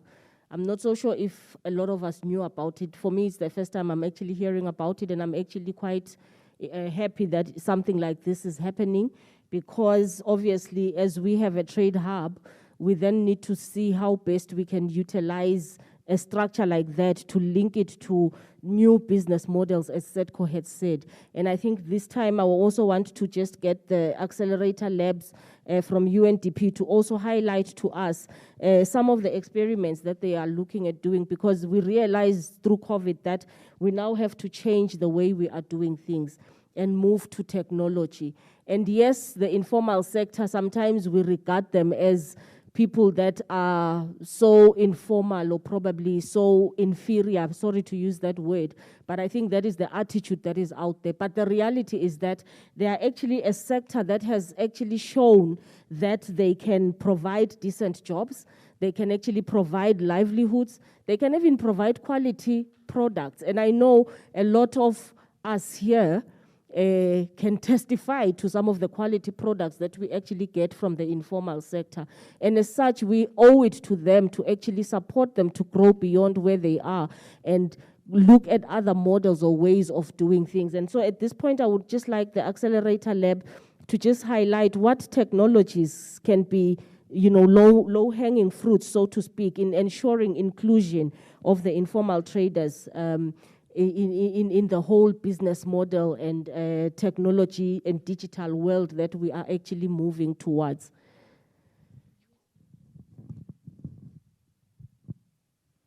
Okay. One of the things Leslie Tanzaguti highlighter is that, there's a quote that I can't remember who said it, but the future is for those who can learn, relearn, and unlearn, or which other, I can't remember how it starts, but it basically just covers the situation that we are in right now as a country, particularly when it comes to the informal businesses and how we've been doing business all along. One of the things that we first embarked on as the lab, we went out Sayobona Bomage in 5 different cities, where we sat down with them and we said to them, let's just have a conversation of the situation you are in right now. It was quite interesting, Logoguti, kule group lama discussion, there was a very nice distribution of women, ma ages abo. Between the ladies, labagma lower 20s and somewhere in the 30s and the 60s. And we started to talk to them about what are the digital ideas or technologies Lesebawa Explorer in terms of moving their businesses from kusebendele market to survive. One of the things that were really striking in what we discovered was that one, there was an age gap in terms of adaptation to digital technologies. Sathola ukuthi bomake laba maybe the ones in the 20s were saying no, mina vele senginayo WhatsApp for business, or I am already posting some of my wares on Facebook, and I'm actually getting a lot of business from those sites. And then the ladies who were a little bit older, 60 years and all, bebatsibona no, siyayisimbona nje bamfana badlala ngayo lo Facebook. Actually Facebook vele nje asonzela kuye ngitena lesikhatha lokufunda lento ya Facebook. Lucingo nalo nginalo luna WhatsApp, angikwazi nalo kumsebenzisa lo WhatsApp, futhi ngitena lesikhathi salo WhatsApp. Sasina sibakhulumisa further ukuthi kubangelwa yini ukuthi bangadinike isikhathi, bathi siyabona vele ukuthi bayaphila la lesabanye lesimaketha nabo la kulabo WhatsApp, but kude lesikhathi emfanami saloku kungena nje ngihlale phansi ngiphathe lelicingo, kufanele ukuthi ngiyopheka, kufanele ngente lokhu, so ngiyite nje isikhathi lokufunda, but nale mali yalokuthenga lelicingo lena WhatsApp nginayo, sekuthi nje ngite lesikhathi. Okay. So after having discussions nabo, we continued the experiment, which we started in July. I'm sure some of you on Facebook, there's a new page called Imarket Online. We started that page, and now it's been, I think it's now more than 1,000 likes. And they've been posting timpahla, clothing, in a whole lot of ways. We've been getting feedback la maning. Positive feedback has been coming through kwekuthi sesiqalile siyasebenta nyalo ngaloko ukuthi emarket but banike emagema, it's not every day labakhona kuthengisa khona. And then labanye babuya bathi bona baphumile kulento because we created WhatsApp groups. Baphuma kulama WhatsApp groups, and when we try to follow up with how seniphumeleni but no, market mina sengibuyele, so angisibona isidingo sekudigitize. Ngiyadeka tinfo tami, ngikholela kulokudeka vele mina, angeke ngikhone lento lena bengisita ngalesikhani kusesevaliwe nyalo sebasivulele, asikho sidingeko sekuchubeka nalomsebenzi lenizama kusendisa wona. And then labanye ke bathi ke bona mina solo ngite licingo, ngite nale mali yalo ukuthenga le airtime yalo kufaka letithombe talo kulenguthengisako. Labanye ke bebasitshela ukuthi abasakhona kona lokuyocupha. Labanye bathi sengishintshile nje le business mina vele angisathengisa impahla lo sengithengisa ema vegetables angisaboni ukuthi ngingangena kanjani online nema vegetables.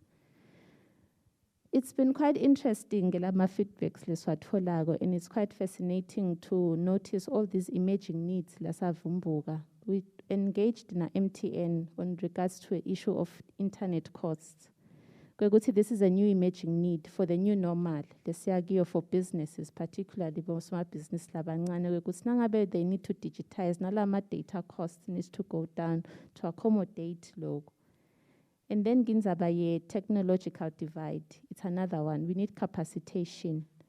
We need to train. We need to adapt. The adaptation tabalula because trading online is not easy. Ku communicate with the customer long at bone, put the question, ngento le fake caption is not easy. Lo munye tati kanda sega metfuga lo munye, but you need to have that business etiquette. So let's realize we still need to do in order to try and close the gap and also to digitize my business. I think in Dr. Nalapo for now. Thank you very much, Sandy. I think that's actually a very interesting experiment, which is bringing out a lot of issues that we need to think about, particularly the issue of behavioral change. Utsi lomunye utsi teses vulile mosemarket. Saying angisasiboni isidingo sekuchubeka ngala. Kusasa kutawuphinze kuvalwe. I'm not a prophet of doom.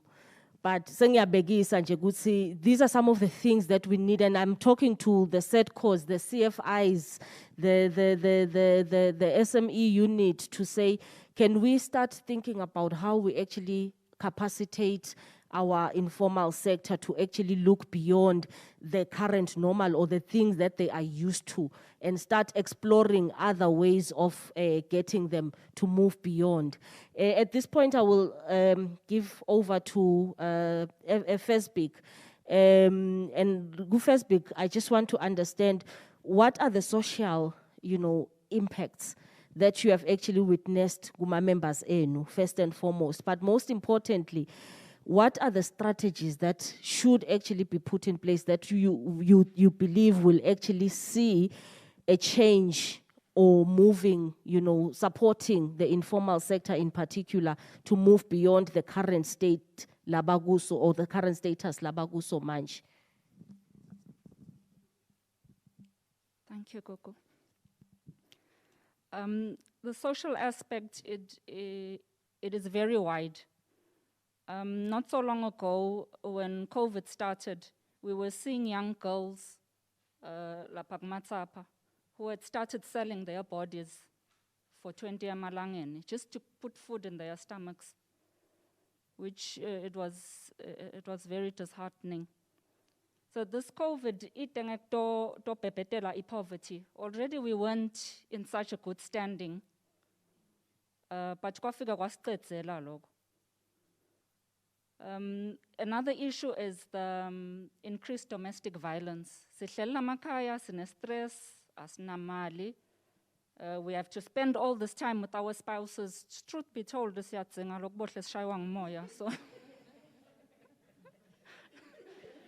so nasongqasula nje sengubona 24 hours vele sengigcina ngufaka sibhakela. One of the most important things, actually my colleague has touched on it, and we need to change the way that we do things. Because if you don't bend, you will break. And nyalo lesikhathi lesesikuso sesibita le technology. Let us educate ourselves. BBC. Go out there. Bita labanvana lekhaya bete bakulayele ukuthi lokho kwenziwa njani. There's actually a platform called Africa E-Trade, launched by His Majesty not so long ago. That platform allows for you to trade across Africa. And I see your business labakhulu. Whether you are making sandals, check your sandals, put them on the platform. So actually COVID, there's a silver lining. Every cloud has a silver lining, and this may be it. We just need to be smart enough to pinpoint the opportunity, like Konakon. But if I was selling to Manzini only, Nyalo, with this platform, I can sell all over Africa, and I've increased my sales by that. So kumtoka kakhulu ukuthi bantu ba capacitate. They need to learn. A lot of the times kuthiwa hey, funding is inaccessible. Thina bakhona ukusinika imali. Utfola ukuthi labantu labasho njalo, they don't even bank. Where's your credit history? So sidzinga kubafundzisa labantu ukuthi when you are doing business, you're going to do this. Ukwendelani lokho? Ukuthi kutawusita wena. Later on nasofuna le funding, they will want that credit history ukuthi ubhange malini nini, and they are able to see ukuthi le business yakho ikhicita kanjani.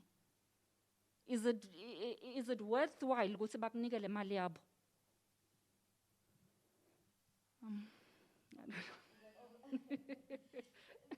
Thank you, Tanya.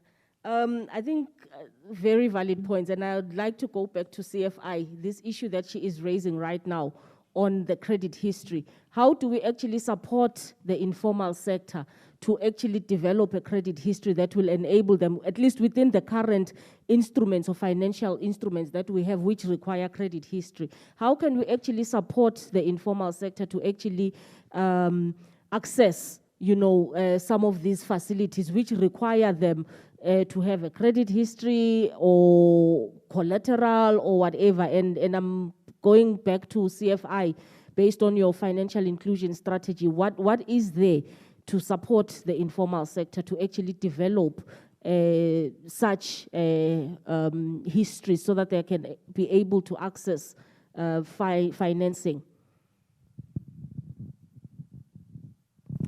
Thank you, Gugu. Funny enough, the informal sector is actually playing in the formal space, if you were to actually analyze it further. The informal sector is actually remitting money. You've got what we call hawalas, the informal remittances. Kunemali lehli hamba, yes, it's got money laundering threats, I must note. Lehamba ngemakhumbi, South Africa.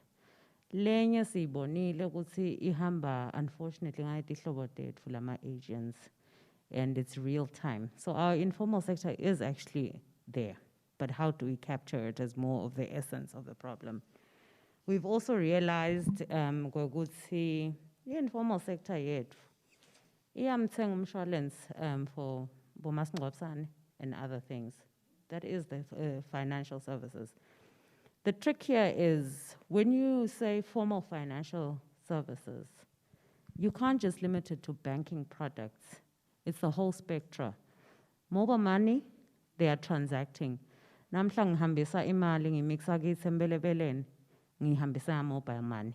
What is it doing? It's creating a credit history. And we have said, the legislator has actually said, in one of the legislations that was actually trying to enable access to credit, the consumer credit. Stop recording my negative history, but record also my positive. Ngimbolekile namhla 10 rand ka MTN ngambhadala mengiphinze ngibuyisela in terms of airtime. That is data about you and how you are paying back, your willingness to pay back. So in essence, the issue was to actually expand the scope of formal financial products from banking to all products, both non-bank and banking. And really, Gugu, what I take from what Mage Fife was saying at the moment is we needed to hurry up because we have been on the right track in terms of financial inclusion. We're sitting at an access rate of 85% in Eswatini, accessing finance, formal finance as we'll call it, the different products and services. But we needed to embrace change immediately. We have rushed to over-regulate at times of things that we did not understand, yet they could be beneficial. And we are now learning the hard way, unfortunately.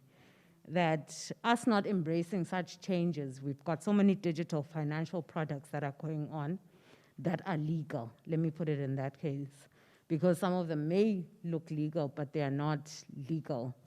But we failed ourselves at the same time. We moved too slowly, we procrastinated and said tomorrow, tomorrow. But now this is the time for us to say, let's do it quickly. As we're transacting, we are building our own credit histories. And that is the same credit history that is supposed to allow me to access and change my life from poverty to not even poverty in most cases. Sometimes it's an issue of changing your status. Because you have a graduation model in the financial sector, you move from being assisted to being able to stand on your own and say, access mainstream finance. So I think that is what we need to do at the moment. And the policies are actually in place to do all that. I mean, if I'm making reference to a Consumer Credit Act that says you must now record both my negative and positive, we are on the right track. Maybe move quicker. Thank you. Much. In the meantime, I would like a show of hands for those that may want to intervene. But I think the one issue that is being raised here is the issue of overregulation, where we have overregulated, and by so doing, we have probably made it harder for the informal sector to actually grow from where they are and, you know, wanting to actually stay there. 50 years. You know, you don't want to grow beyond that because of this issue of overregulation. Because I make more money here than I would once I get formal because tax, but the reality is we need to have a spectrum of sorts that will enable us to actually make sure that we are growing and we are capturing lessons and we are using them. Like Asho CFI, we are using them to actually learn and develop, you know, new products that have been based on the lessons that we are learning. I would like a show of hands. Then I will come back to my panel. Ngiyatibona Tandla, ngiyambona Swift, audition ukuthi ungubani. Okay, please help me, thank you. Swift, and then sisi eceleni kwa Swift, I see Babe Mathokoza. I'm not so sure if tikhona letinye tandla. Sengifuna kuzama ku-wrapper up. Okay. Leli tafula leli nje sitalikhuluma silicede. Ba think 3 tandla lengitibonile khona. And then we shall, any other hands? Okay, na ngiyambona na handicraft center la. Okay, thank you. I'll just take these hands and then we will try to wrap up and see how we actually move forward. Please go ahead, Swift. Thank you very much.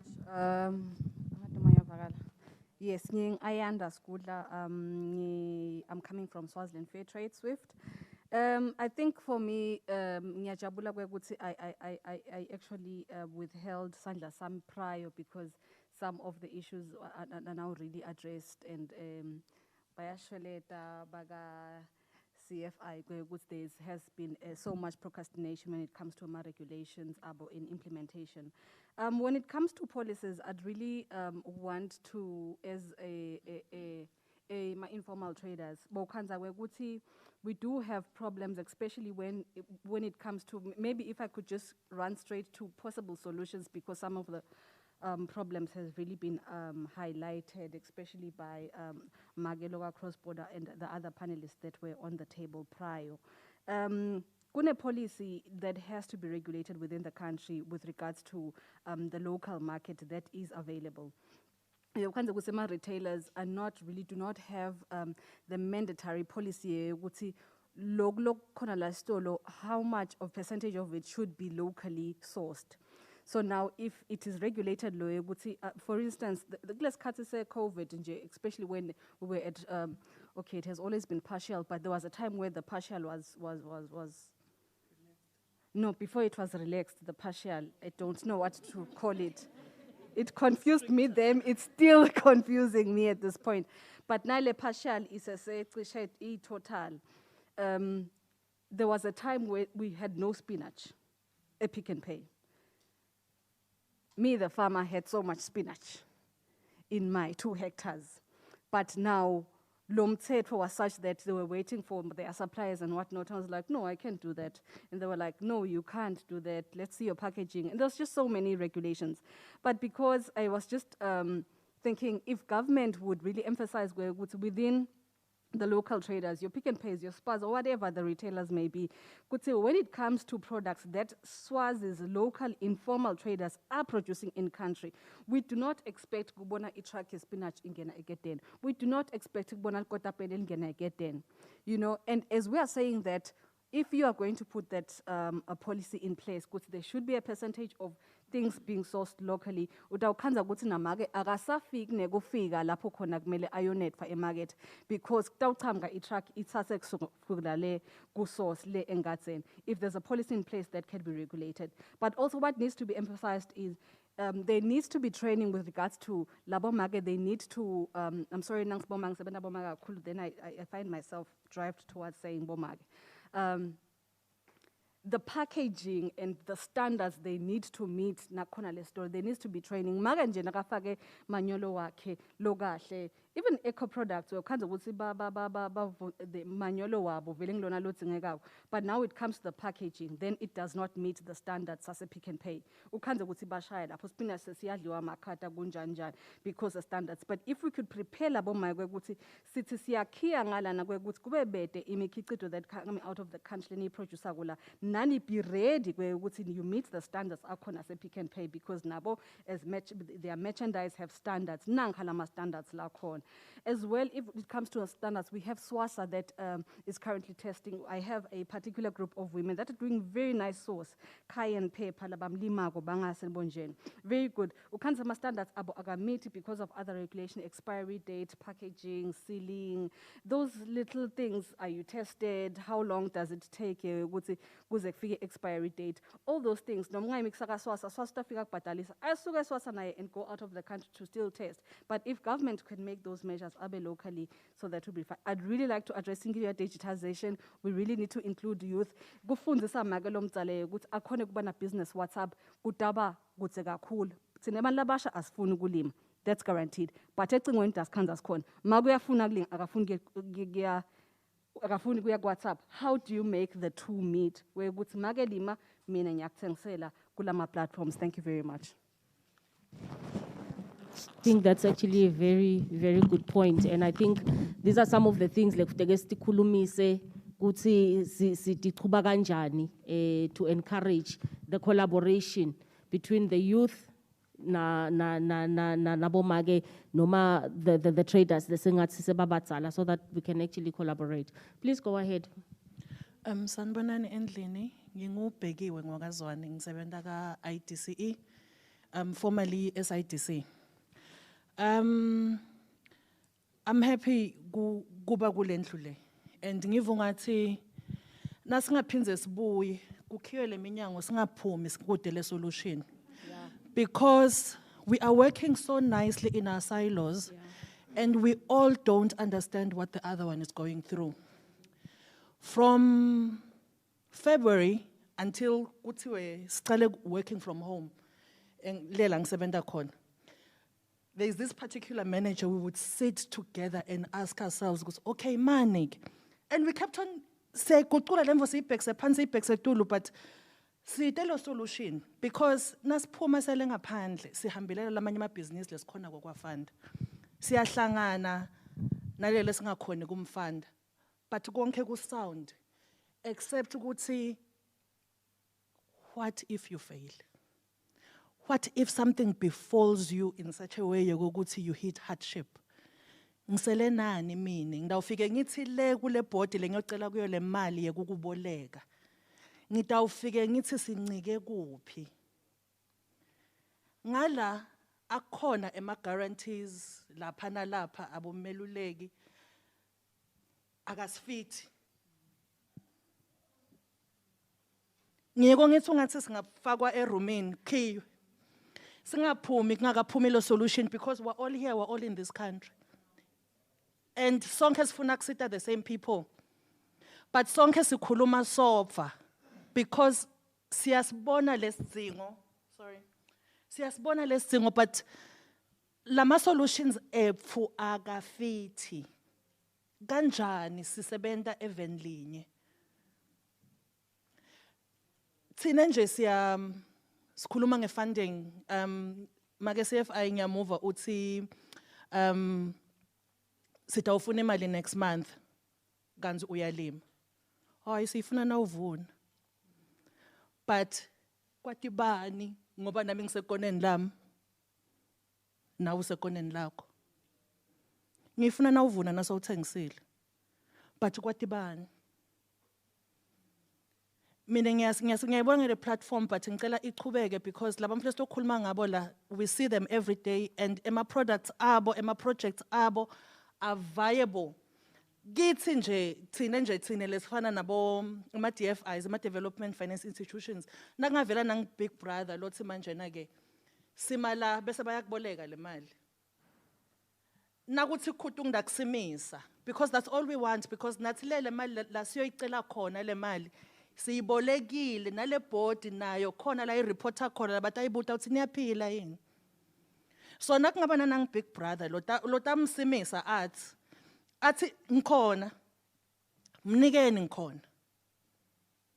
ngikhona na 50%, ngikhona na 60% mnikeni. Siyachubeka nelive lapho. Thank you very much, Begiwe. I think that is a very valid point and we are taking, and this is some of the things that as development partners, we need to actually talk about. How do we actually come in as big brother to actually support? Thank you very much for that point. Please go ahead, Mark. For me, I have a big question when you talk about regulation and you talk about the informal sector. They need regulation, but they are informal as they are. Sometimes the informality is innovation. They are doing things their own way.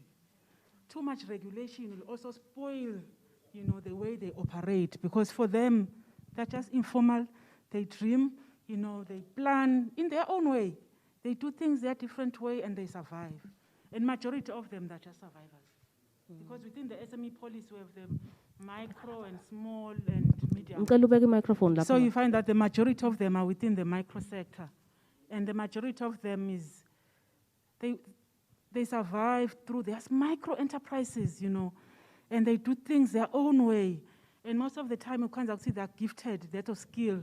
They don't want to be too much regulated. They don't want somebody with a whip. Because most of the time when you talk about regulation, amongst them, bakulma SRA. Oh, sebafuna kustaxa, uyakubona.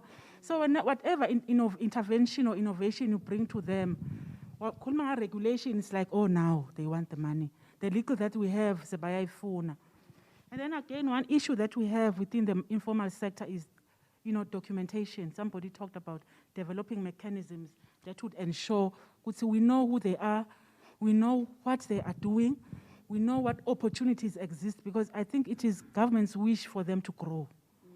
Kube khona that line of growth to say, where are they now? As Zimbita, I know I'm a microfinance institution, I deal with the micro, but my long-term plan is for them to, because they are labeled as unbanked, my long-term plan is for them to fit in. So I think even within the informal sector, we need to have to devise the strategies of how do they grow? Where are they now? Who are they? Like Sisi is saying, also have a challenge of Nampod. They're competing with Nampod. Nampod is bringing so much vegetables in from the gate. Nampod, they say they survive through them. But now they're competing with the same farmers in the country. Do we know how many avocado producers do we have? Assad. Do we know how many vegetable producers? So such that government would have an opportunity to know, would say, okay, our production capacity within the country in Gaga. Therefore, we can lobby such institutions like NAMPO to say, you can only bring so much. Because so much we can provide locally and produce locally as Swazis. And again, we need to, beyond the opportunities, to look at value chain opportunities as well. Because within the countries, we can support each other. You are doing vegetables and produce, I'm pre-packing. Somebody else is doing bopelepele, So someone is, so automatically developing that mechanisms would also ensure we grow to another level. And then another thing that we've discovered is of course, they can't pay their loans. They've been severely affected. But what we also, admired is the innovation that was coming in. Because as informal sectors, no one told them, Kutsi, go and do this. No one told them, Kutsi, get a strategy of marketing your produce. So automatically informal traders are able to come up with strategies. So now the situations, because the challenge about what they eat every day is what they get from their selling. So most of the time, beyond to say, okay, now what can I do? Oh, now I'll be moving from door to door selling my wares. Oh, now I'm going, WhatsApp, those who are able to. So that was the innovation that we liked. But challenge the savings capacity as well. We need to instill the savings culture, which could cater for such situations to know, would say, okay, I have a debt, okay, but I have something that I've been putting aside that will enable me to, to handle such situations. Thank you very much. Craft, and then I will go to Babema Togoza and then try to wrap up.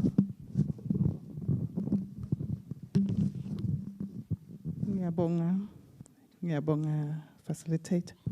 Ngingizodwa ngwakaVilakati. Ngiyabukeke umsebenzi wetandla ngidawugcila nje kakhulu la msebenzini wetandla.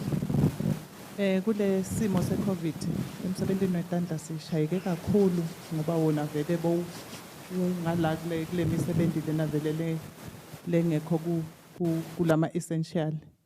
Awu sahlala ke vele ke kwaze kwaba ngiloko.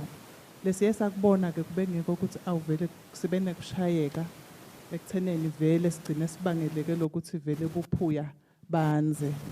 Lo lesikubonile ke nalesikufunzile kube ngiko lokuthi awu sizame phela lokuthi sisale sishintsha na behavioral change lekukhulunywa ngayo nje ukuthi sanifuna vele sale sesishintsha endleleni lebesisebenta ngakho. Siluhlangothi besikucucutela kakhulu ke lokuthi bakhiciti bethu noma ke labo laba ku craft sector kusizama loku instilla lokuthi asale vele sesiyibuka le technology ukuthi kube ngiyo lesiyisebenzisako.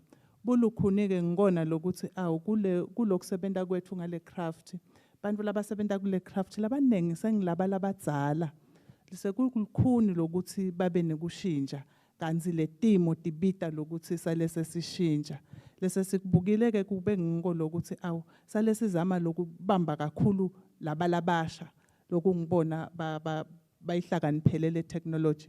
Ngithanzile nje inkulumo yasisi kule research bebayenda ngiloko vele lokwentekako bayihambela kancane labantu labadzala le technology kani letikhathi setithi vele sale sisebenzisa yona.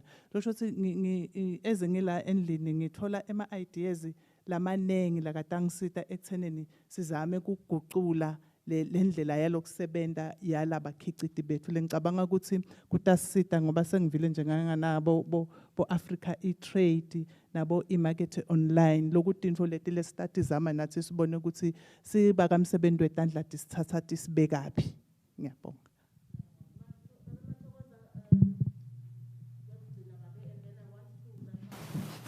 Siyabonga madam. Ngidawuthinza nje okuncane ukuthi ipolicy yeflisinayo ya SME they define and recognize the informal sector. Kufune sisebenze ukuthi yehlele kumasipala but define but recognize so that atokhona ku benefit labo soma business.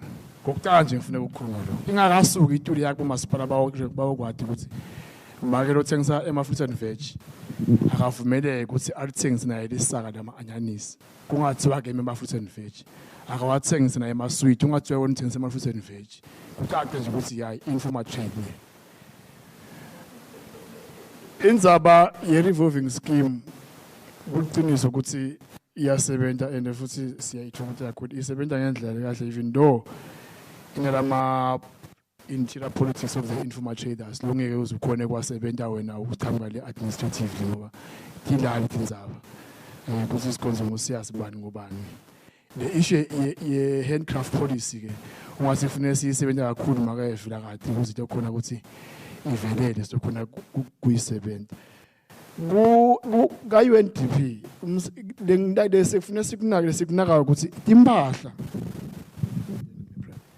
timpahla sikhathini esiningi laba active kakhulu kito vele ngilaba labasesebasha kuma fruits and veg bomake basemgwaqweni ngulawo make bethu kufanele sikunake lokho na ka handcraft kutaba khona ke uhlakaniphile ke lo sehla aletha umfana wakhe lapha emarket ungabe kuja inkinga ingabe vele ichild labor ithini newe ukuthi ke masipala uhla abatshela ukuthi akusiko lifa le because this is one of the challenges ukuthi sikhonze has been existing le tafula leli for the past 35 years noma 40 years noma 50 years semdzala but now makathi my son my daughter this is where they live life like khona asi masipala akusilifa la kasikhonze leli so we need to vacate kufanele sekubalance naloko sitobona ukuthi kahle kahle kuhamba kanjani asingakukhohlwa ke bakangwane ukuthi lo make una 50 years umenza lapha ngisho uye emsebenzini uze wathi ngikuthi uthenga ama fruits and veg kuyela fresh mawuphuma emsebenzini for the past 50 years kusho siloma ke ikhona into efanele silungisele encane for kuba ne bank record yakhe lapha la khona because he can uyakhona kusave ama cooperatives asave imali endeni lokho nalokho kuncane nje lafuna ukuthi sidekelane khona sizame nje kumqondisa kancane singamqueshisi kule nto la ngiyo bayazama kumqondisa nje ukuze abone kusinembala siyaphambili bese sikhuluma ngale regulation mina ngiva ngathi it's better to standardize to work towards standardizing lenza by informal sector other than to regulate because mase siya ku regulation kubana mamdele imithetho lotase uthi masoyibekile wena ushaya umthetho bese umtshela ukuthi umthetho uthi amangale makwami ukuthi ukhuluma ngemithetho kodwa mina 30 years bengila ngani ngisebenzile icala lapho inkinga yokushayisa nalo le mithetho yethu siyenze nayo ibe user friendly ku labo manje yabo nje mina ngiyakibo ngifike ngihlale phansi angidlale esitulweni angifaki nesudu futhi manje yabo manje ngifike ngihlale phansi nje babo isichasi yasebenzisana bathi ukuthi hayi cha sitomva kahle lo muntu siyabonga. Thank you very very much. Ngibona make Thobile la ufuna kusho something and then Sisi I will give you an opportunity. In the meantime I will request my panelists to start thinking of their summary based on what is coming out. I think there were quite a few issues that came out from the discussions from the floor. So I'll just give you each half a minute to actually just wrap up and then Dr. Thabo ngicela oh no Mangaliso, please get ready to then summarize and say the way forward for us. Mage Thobile, I will start with you, Mage, and then ngidawucela Sisi lapha asho something, and then we go back to our panelists and we try to wrap up. Thank you very much, Mage. Ngiyabonga Sisi. Lengigcina ngako mina ngiyi-cross border. Ngitawusho ukuthi ngidawukhulumela indzaba tetimali sisingiyamva ukukhuluma indzaba tetimali singema informal traders ayi ukuthi asikwati ukusebenzisa imali inkinga ka informal ufuna ukwati singena kabi asingeni kahle thina asingeni sine funding ngemuva singena thina unje uthethe imali kushayilopha so itala le mali so wena mawuqhamuka utana le mali yakho utana le mali yakho iphethe kanje kunemagama lamancane lawabhaliwe la ngemuva arresting mangabe sekufanele lamagama sivami lokuwafunza thina wena ufuka usinike lobuhle bayo nokuthi udasikweleka kanjani but ngenta wrong ngagula ngalale Nazarene lamagama lancane bese ayavela ukuthi uyaboshwa lokunye lengicela ukukhulumisa ngema informal ngilabo make esikhathi lesiningi phansi labantwana babo labaningi bafa babulawa bo HIV nabo COVID nyalo bayafa kusale thina sibadzala ngemuva so vele lokusebenta kwami nalolicingo lalishoko sisi akunafanana nanangilomncane lo lapha esikolweni mina ngithi ngitobesa ngiyanginalo nje mina but mawangitshela kahle hle ukuthi awuvule Facebook ngidawuthatha 10 minutes yena thathe 2 minutes kumvula lo Facebook lokungathi mina ukuthi keja Facebook ukhona mayilana nebanking informal learning iwavulile emabhange lakhona ngidawubekisa ngale mali kangwane imali ikhona I'm sorry to say that imali ikhona kangwane but informal lamaningi ekuhamba nginawo ke mina ekuhamba one emabhange akithi akafuni kubavulela libhuku le mali sisiwami bafike bayithathe ngesikhwama ijike ihambe ibe leveni lakhe sinabo sisebenta nabo siyaholisana lokasho nje sisi ukuthi imali sinayo sifuna ngusiyasi sinayo sifuna kufundziswa imali thina sisima sinitshela usifundise ukuthi siyenda njani singayenda but lokusalako kude lolota forward kithi athi lalelani sicela nento nje usigroup thina nje ka cross border sike bana nefanda ka UNDP weta kahle safundzisana la kuma regions sisi was there safundzisana kuma regions nabophiliso kwabe simali siphelele 10 singakakhona ukuthi labantu siba mobilize kahle uthini lo munye uthi informal akayati informal is there and in numbers utheni UNDP nyela ngangishayela wasimake Thobile ngicela ungiside ngabantu be cross border ngamjikjela bona bonke abathola ngihlalo wabo wathi hayi kenya lo sengishoda ngabe handcraft angayiregister mina lo uregister handcraft le yakhako ngetandla mina ngayiregister but ngimtholile 2359 we handcraft nayo yini na indzaba ngidel office ke manje anginafanda ukuthi ngisale ngiimplementa this thing working utothi mawufuna cross border uthi nayi office vula umshini mntwana avula umfana ngitabe ngimcashile akwentele lento loyifunayo so bengingacela vele lokuthi le informal manifuna iphile ayifana nalamanye emave la uhulumende khona ibackup uhlanyela tamatisi munye la uhulumende ufuka tombuka ukuthi uyathela yini lo tamatisi unebantu bakhe globally kuthi uyathela intamatisi mawucupha lengaphandle ebhangi ubhanga kuphi Thobile Swazibank ubhangile itolo ukhiphile namuhla uholisile yini nako lo singasidakala ngabo otherwise si-informal sikhona siyafuna babemeluleki kukusita ubone sithenga amabhasi singene emabhizinisini lamakhulu sinakekeleni thank you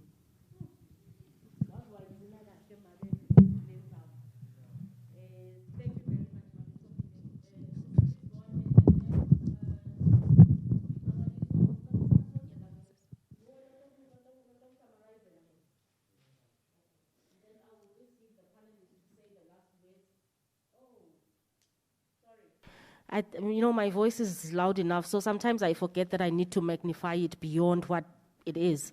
Yes, I will then request my panelists to have the last word, and then we shall close with Mangaliso summarizing the discussions for us. Please go ahead, sis.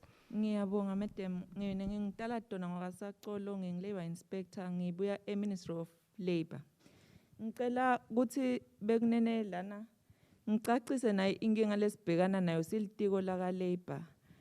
Njengoba siyathi ukuthi laba informal baqashile ngicabanga ukuthi labo make laba nje labaqhuphako lematafuleni babekete isebendi tabo labaticashile labo babe labalimako labaleta ingadzeni labalima lama products asetingadzeni kunebami lababaqashile le etingadzeni labantu lababaqashile during the COVID period bulikhuni lesidibene nabo ema complaints ekuthi abakaholi thine lesilapha on the ground angati kuthangana nema complaints ema employees ema informal sector siyathi okay hulumende une relief fund ya 400 emalangeni lo 400 emalangeni ngeke azamthole employee lo lapha exactly employee lo lapha engadzeni loqashwe ngilobabe lo lima lama veg angeke azamthole 400 emalangeni umthini ke lo mfuse kafika le office akakhalela.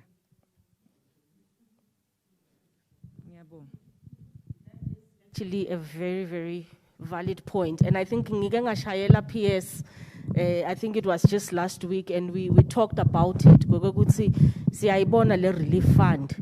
But the reality is it is not reaching a majority of the people that are employed in the informal sector. So that is another area that we need to look into. I like what the PS said, where he said we need to also treat the informal sector as a place of work. And if we treat it as a place of work, we then need to take into account and into consideration all the elements that he highlighted that relate to a place of work. So informal sector, as we work towards trying to help them grow, lapho bakhona khona mangabe bane bantu lababaqashile asithole indlela phela yethi labo bantu nabo siba register one way or the other lokungenani kuze kuthi batokhona ukuthi nabo basitakale. But it's obviously an issue that we need to continue talking about. Ngeke siyicede lapha namuhla, but we are making note of it. Ngicela nje kubabambela le microphone ngisale ngithi abasho their final words, and then we shall try to close.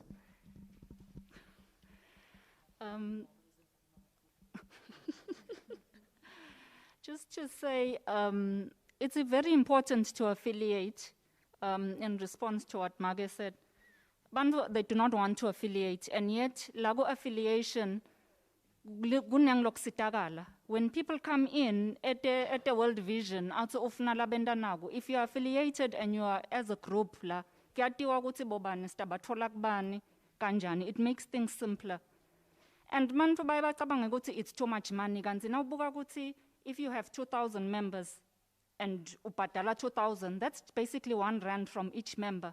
So it's not much. Another thing, we have something to learn from the Indians. Emandi ayabambana. Nakafika lo munye umzala wakhe, uyapakisha estolo. He gathers the money, lapho ulele sitting room yamzala wakhe. Nakacedza lapho umzala sowuvula stolo naye. There is power in unity. Asesifunze singemaswati kubambana. We can even come up with our own banks. Sisitane, because namuhla mina, if I have, I can support Gugu. Sivusane kanjalo, sikhule as an economy. Siyekele lokufuna kuqela all the time. Let us learn to stand on our own 2 feet. Thank you. What I've learned is that the development challenges, let's begin now. My solutions are with us. I'm sure if singaphumela ebaleni, there's no innovation. When you think of innovation, you always think about computer and digital and whatnot. Kanti innovation, ikona neyasetingomen innovation nje. And that's what we need in order to overcome some of the development challenges, of which we are out here seeking those development solutions. What we have also learned and realized is that our lama briefcase, lama solutions, but they are with the people, and we need the people to speak and share those solutions. Thank you very much, Babem Lulegi.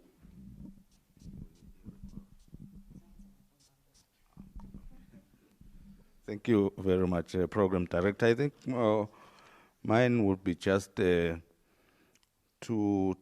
recognize that njengoba ayibonile siyas lokuthi we need to sit down and see how we define and also implement the informal definition within the policy. So if maybe we can agree on that, so that countrywide we can have a definition that is uniform to all of us. And because us in the office, when we look at informal, we just look at them in terms of financing, because we tend to cap them at 5,000 emalang, and as I've been highlighted, so that the one that is not attracted by that kind of loan facility will then automatically then go to the bank and get proper funding. So in that way, we said that we are able to then address the issues of the informality. Then I'm not sure whether the informal sector is ready to graduate to the formal sector. They are transitioned, because it has to be within them, because it comes with dedication. It's just not an issue of saying, now I am formal. You need to do things the way that are supposed to be done when you are now formalized. So it basically depends on the business. I think, moderator, can end there. Thank you.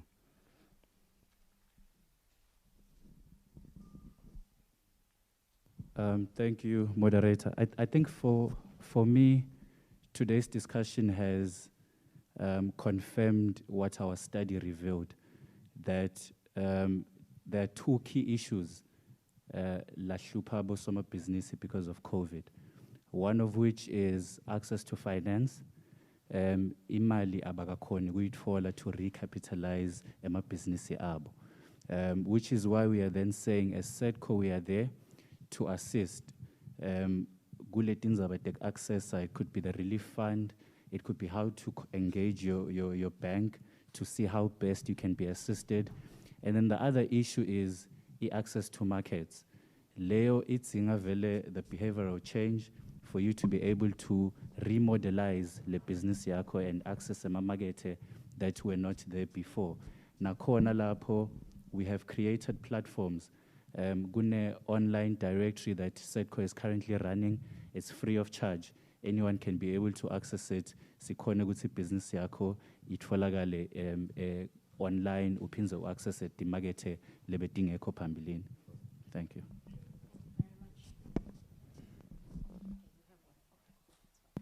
Thank you, Gugu. Nginema take homes, which is what I would want to call them today. Ngidawuqala nganaye proportional regulation, such that it does not impede innovation and growth, but also remembering ukuthi us protect ema consumers, because magetobile u raise issue yabo Shylock.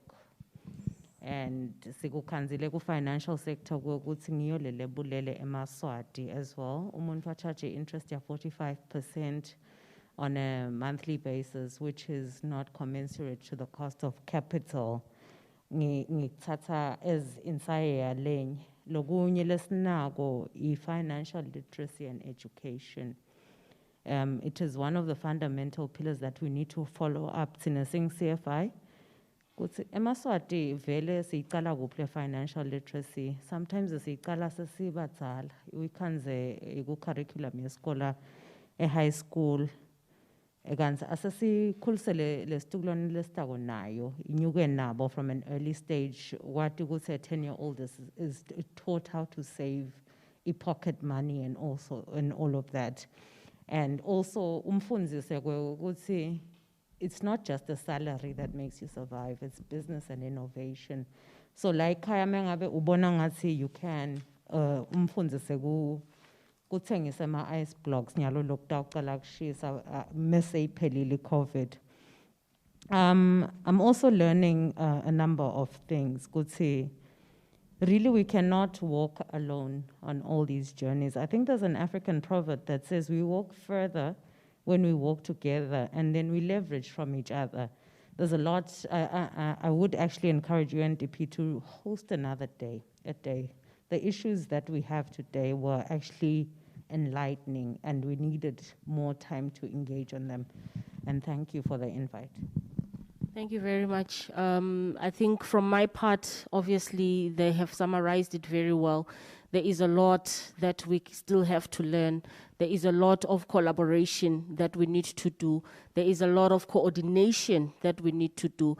But most importantly, there's a lot of capacitating that we need to do for our informal sector. I think the issue of the groupings, for instance, they are there, but they don't have the capacity to actually even manage themselves as groupings that are bringing together the informal sector. So we need to focus on that. We need to actually capacitate them so that they are able to rise above, some of the issues that we are talking about today. But it is not for me to summarize. I would like to hand over to Mangaliso. I'm giving you 5 minutes, Mangaliso, to actually summarize today's discussion, and then we shall then wrap up and call it a day. Please go ahead, Mangaliso. Thank you. Thank you, Kuku. And first of all, I just want to say thank you to everyone for being so open today. I think our discussions were very fruitful, and we have a lot of take-home messages, I think, that have given us something that we can work on as we go back to our respective corners. The first important key point of our discussion today was that the informal sector is actually the biggest employer in the economy. The bulk of the population in Eswatini is involved in the informal sector, and that's also something that is happening in the rest of the world. And so we cannot just turn a blind eye on the informal sector and pretend that it's not there. We have to then strategize and find out ways of aligning the informal sector so that it can become a pipeline for developing our SMEs in Eswatini, so that we can then expand our private sector and grow our GDP. And so one of the key things that came up was that improving access to markets can actually be a viable option for leveraging our informal sector, because you do find that people are producing a lot of things wherever they are, but because they do not have maybe the technology that can put them out there in the world, you find that they do not have those access to markets. And COVID-19 actually did disrupt some of these markets. And so going forward, it is important that we create some of those guarantees that can really secure people and we can see them growing beyond where they are. And so really we need to be deliberate about how we ensure that this happens. And one speaker mentioned that we need to think about our procurement as well and how we source our products in Eswatini. If there are things that we can produce within Eswatini, it would be in our best interest to ensure that we allow those people to be able to sell to the rest of the economy. And so I think that's something we need to work on going forward.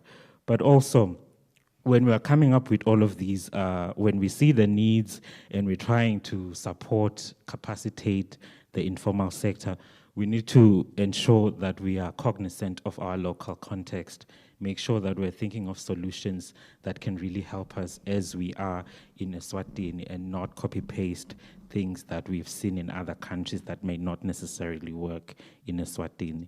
The other thing is that the issue of over-regulating is quite key. We need sometimes to let things play out first before we come up with regulations. And so there's a lot of innovation that is going on in the informal sector. And so if we rush to create regulations, we might be shooting ourselves in the foot. And so I think that was one of the things. And so just wrapping up everything, the informal sector is a invaluable, in fact, contribution to the economy in Eswatini.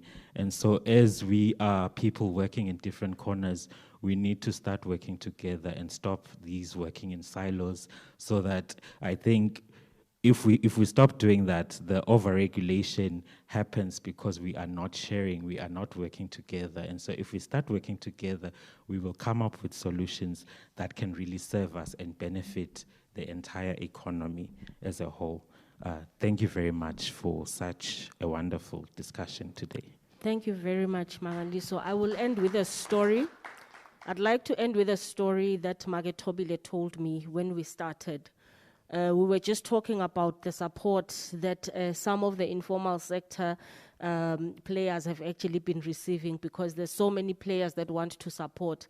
But what we are finding is that obviously the sector is so large, it is very hard to actually get them. So she says to me, you know, there are some of the women that they were with in the cross-border trading, when they received the funds and they realized that they cannot actually go and purchase, but they know how to manage money. So what they did is they diversified. I'm going to tell this story because I want her to show me this woman. She says the woman took the money and she bought chickens. She's now raising indigenous chickens. And this speaks to the resilience.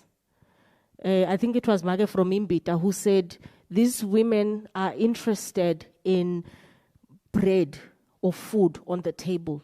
So they will be so innovative and try whatever so that they can actually have food.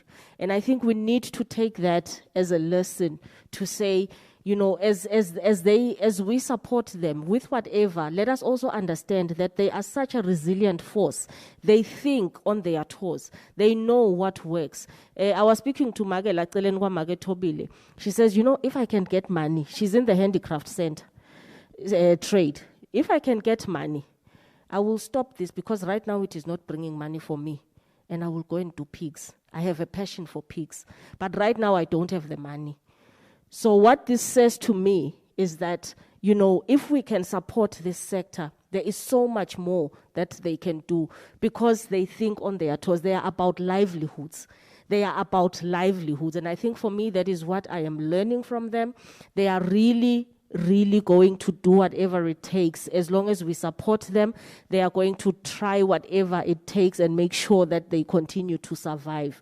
This is a survival thing for them, and I think for me that was a very big lesson, just speaking to them. So please take your time, speak to these women. If you are in the sector where you are able to support and provide financing for them, let us work together to actually help them to actually get out of the current state, because moving forward, they have dreams, they have a vision on how they can actually take their current status to actually build a better future for themselves and for their children, and in turn for the country. So with those words, ladies and gentlemen, I want to thank you very much for the time that you've taken to spend with us to discuss, and we want to assure you, working with ESEPARC and other partners that are in this room, we will actually continue holding such dialogues, obviously with different themes around them, because we've got a lot of different partners. I liked what the DFI said, and I think I'm taking that into account, and I think we will also be engaging with them to see how we can actually collaborate and bring them together in this one room where we will lock them up until a solution comes, which is what they were saying. So with those words, ladies and gentlemen, thank you very much. Your contributions have been invaluable, and we will actually take it forward in whatever form. And I'm happy that we have all these sectors that are represented here, and all these people that are at the policy level of government. And I know that they have heard what is being spoken here, and they will take it forward. Thank you very much, ladies and gentlemen. Have a good evening. Thank you.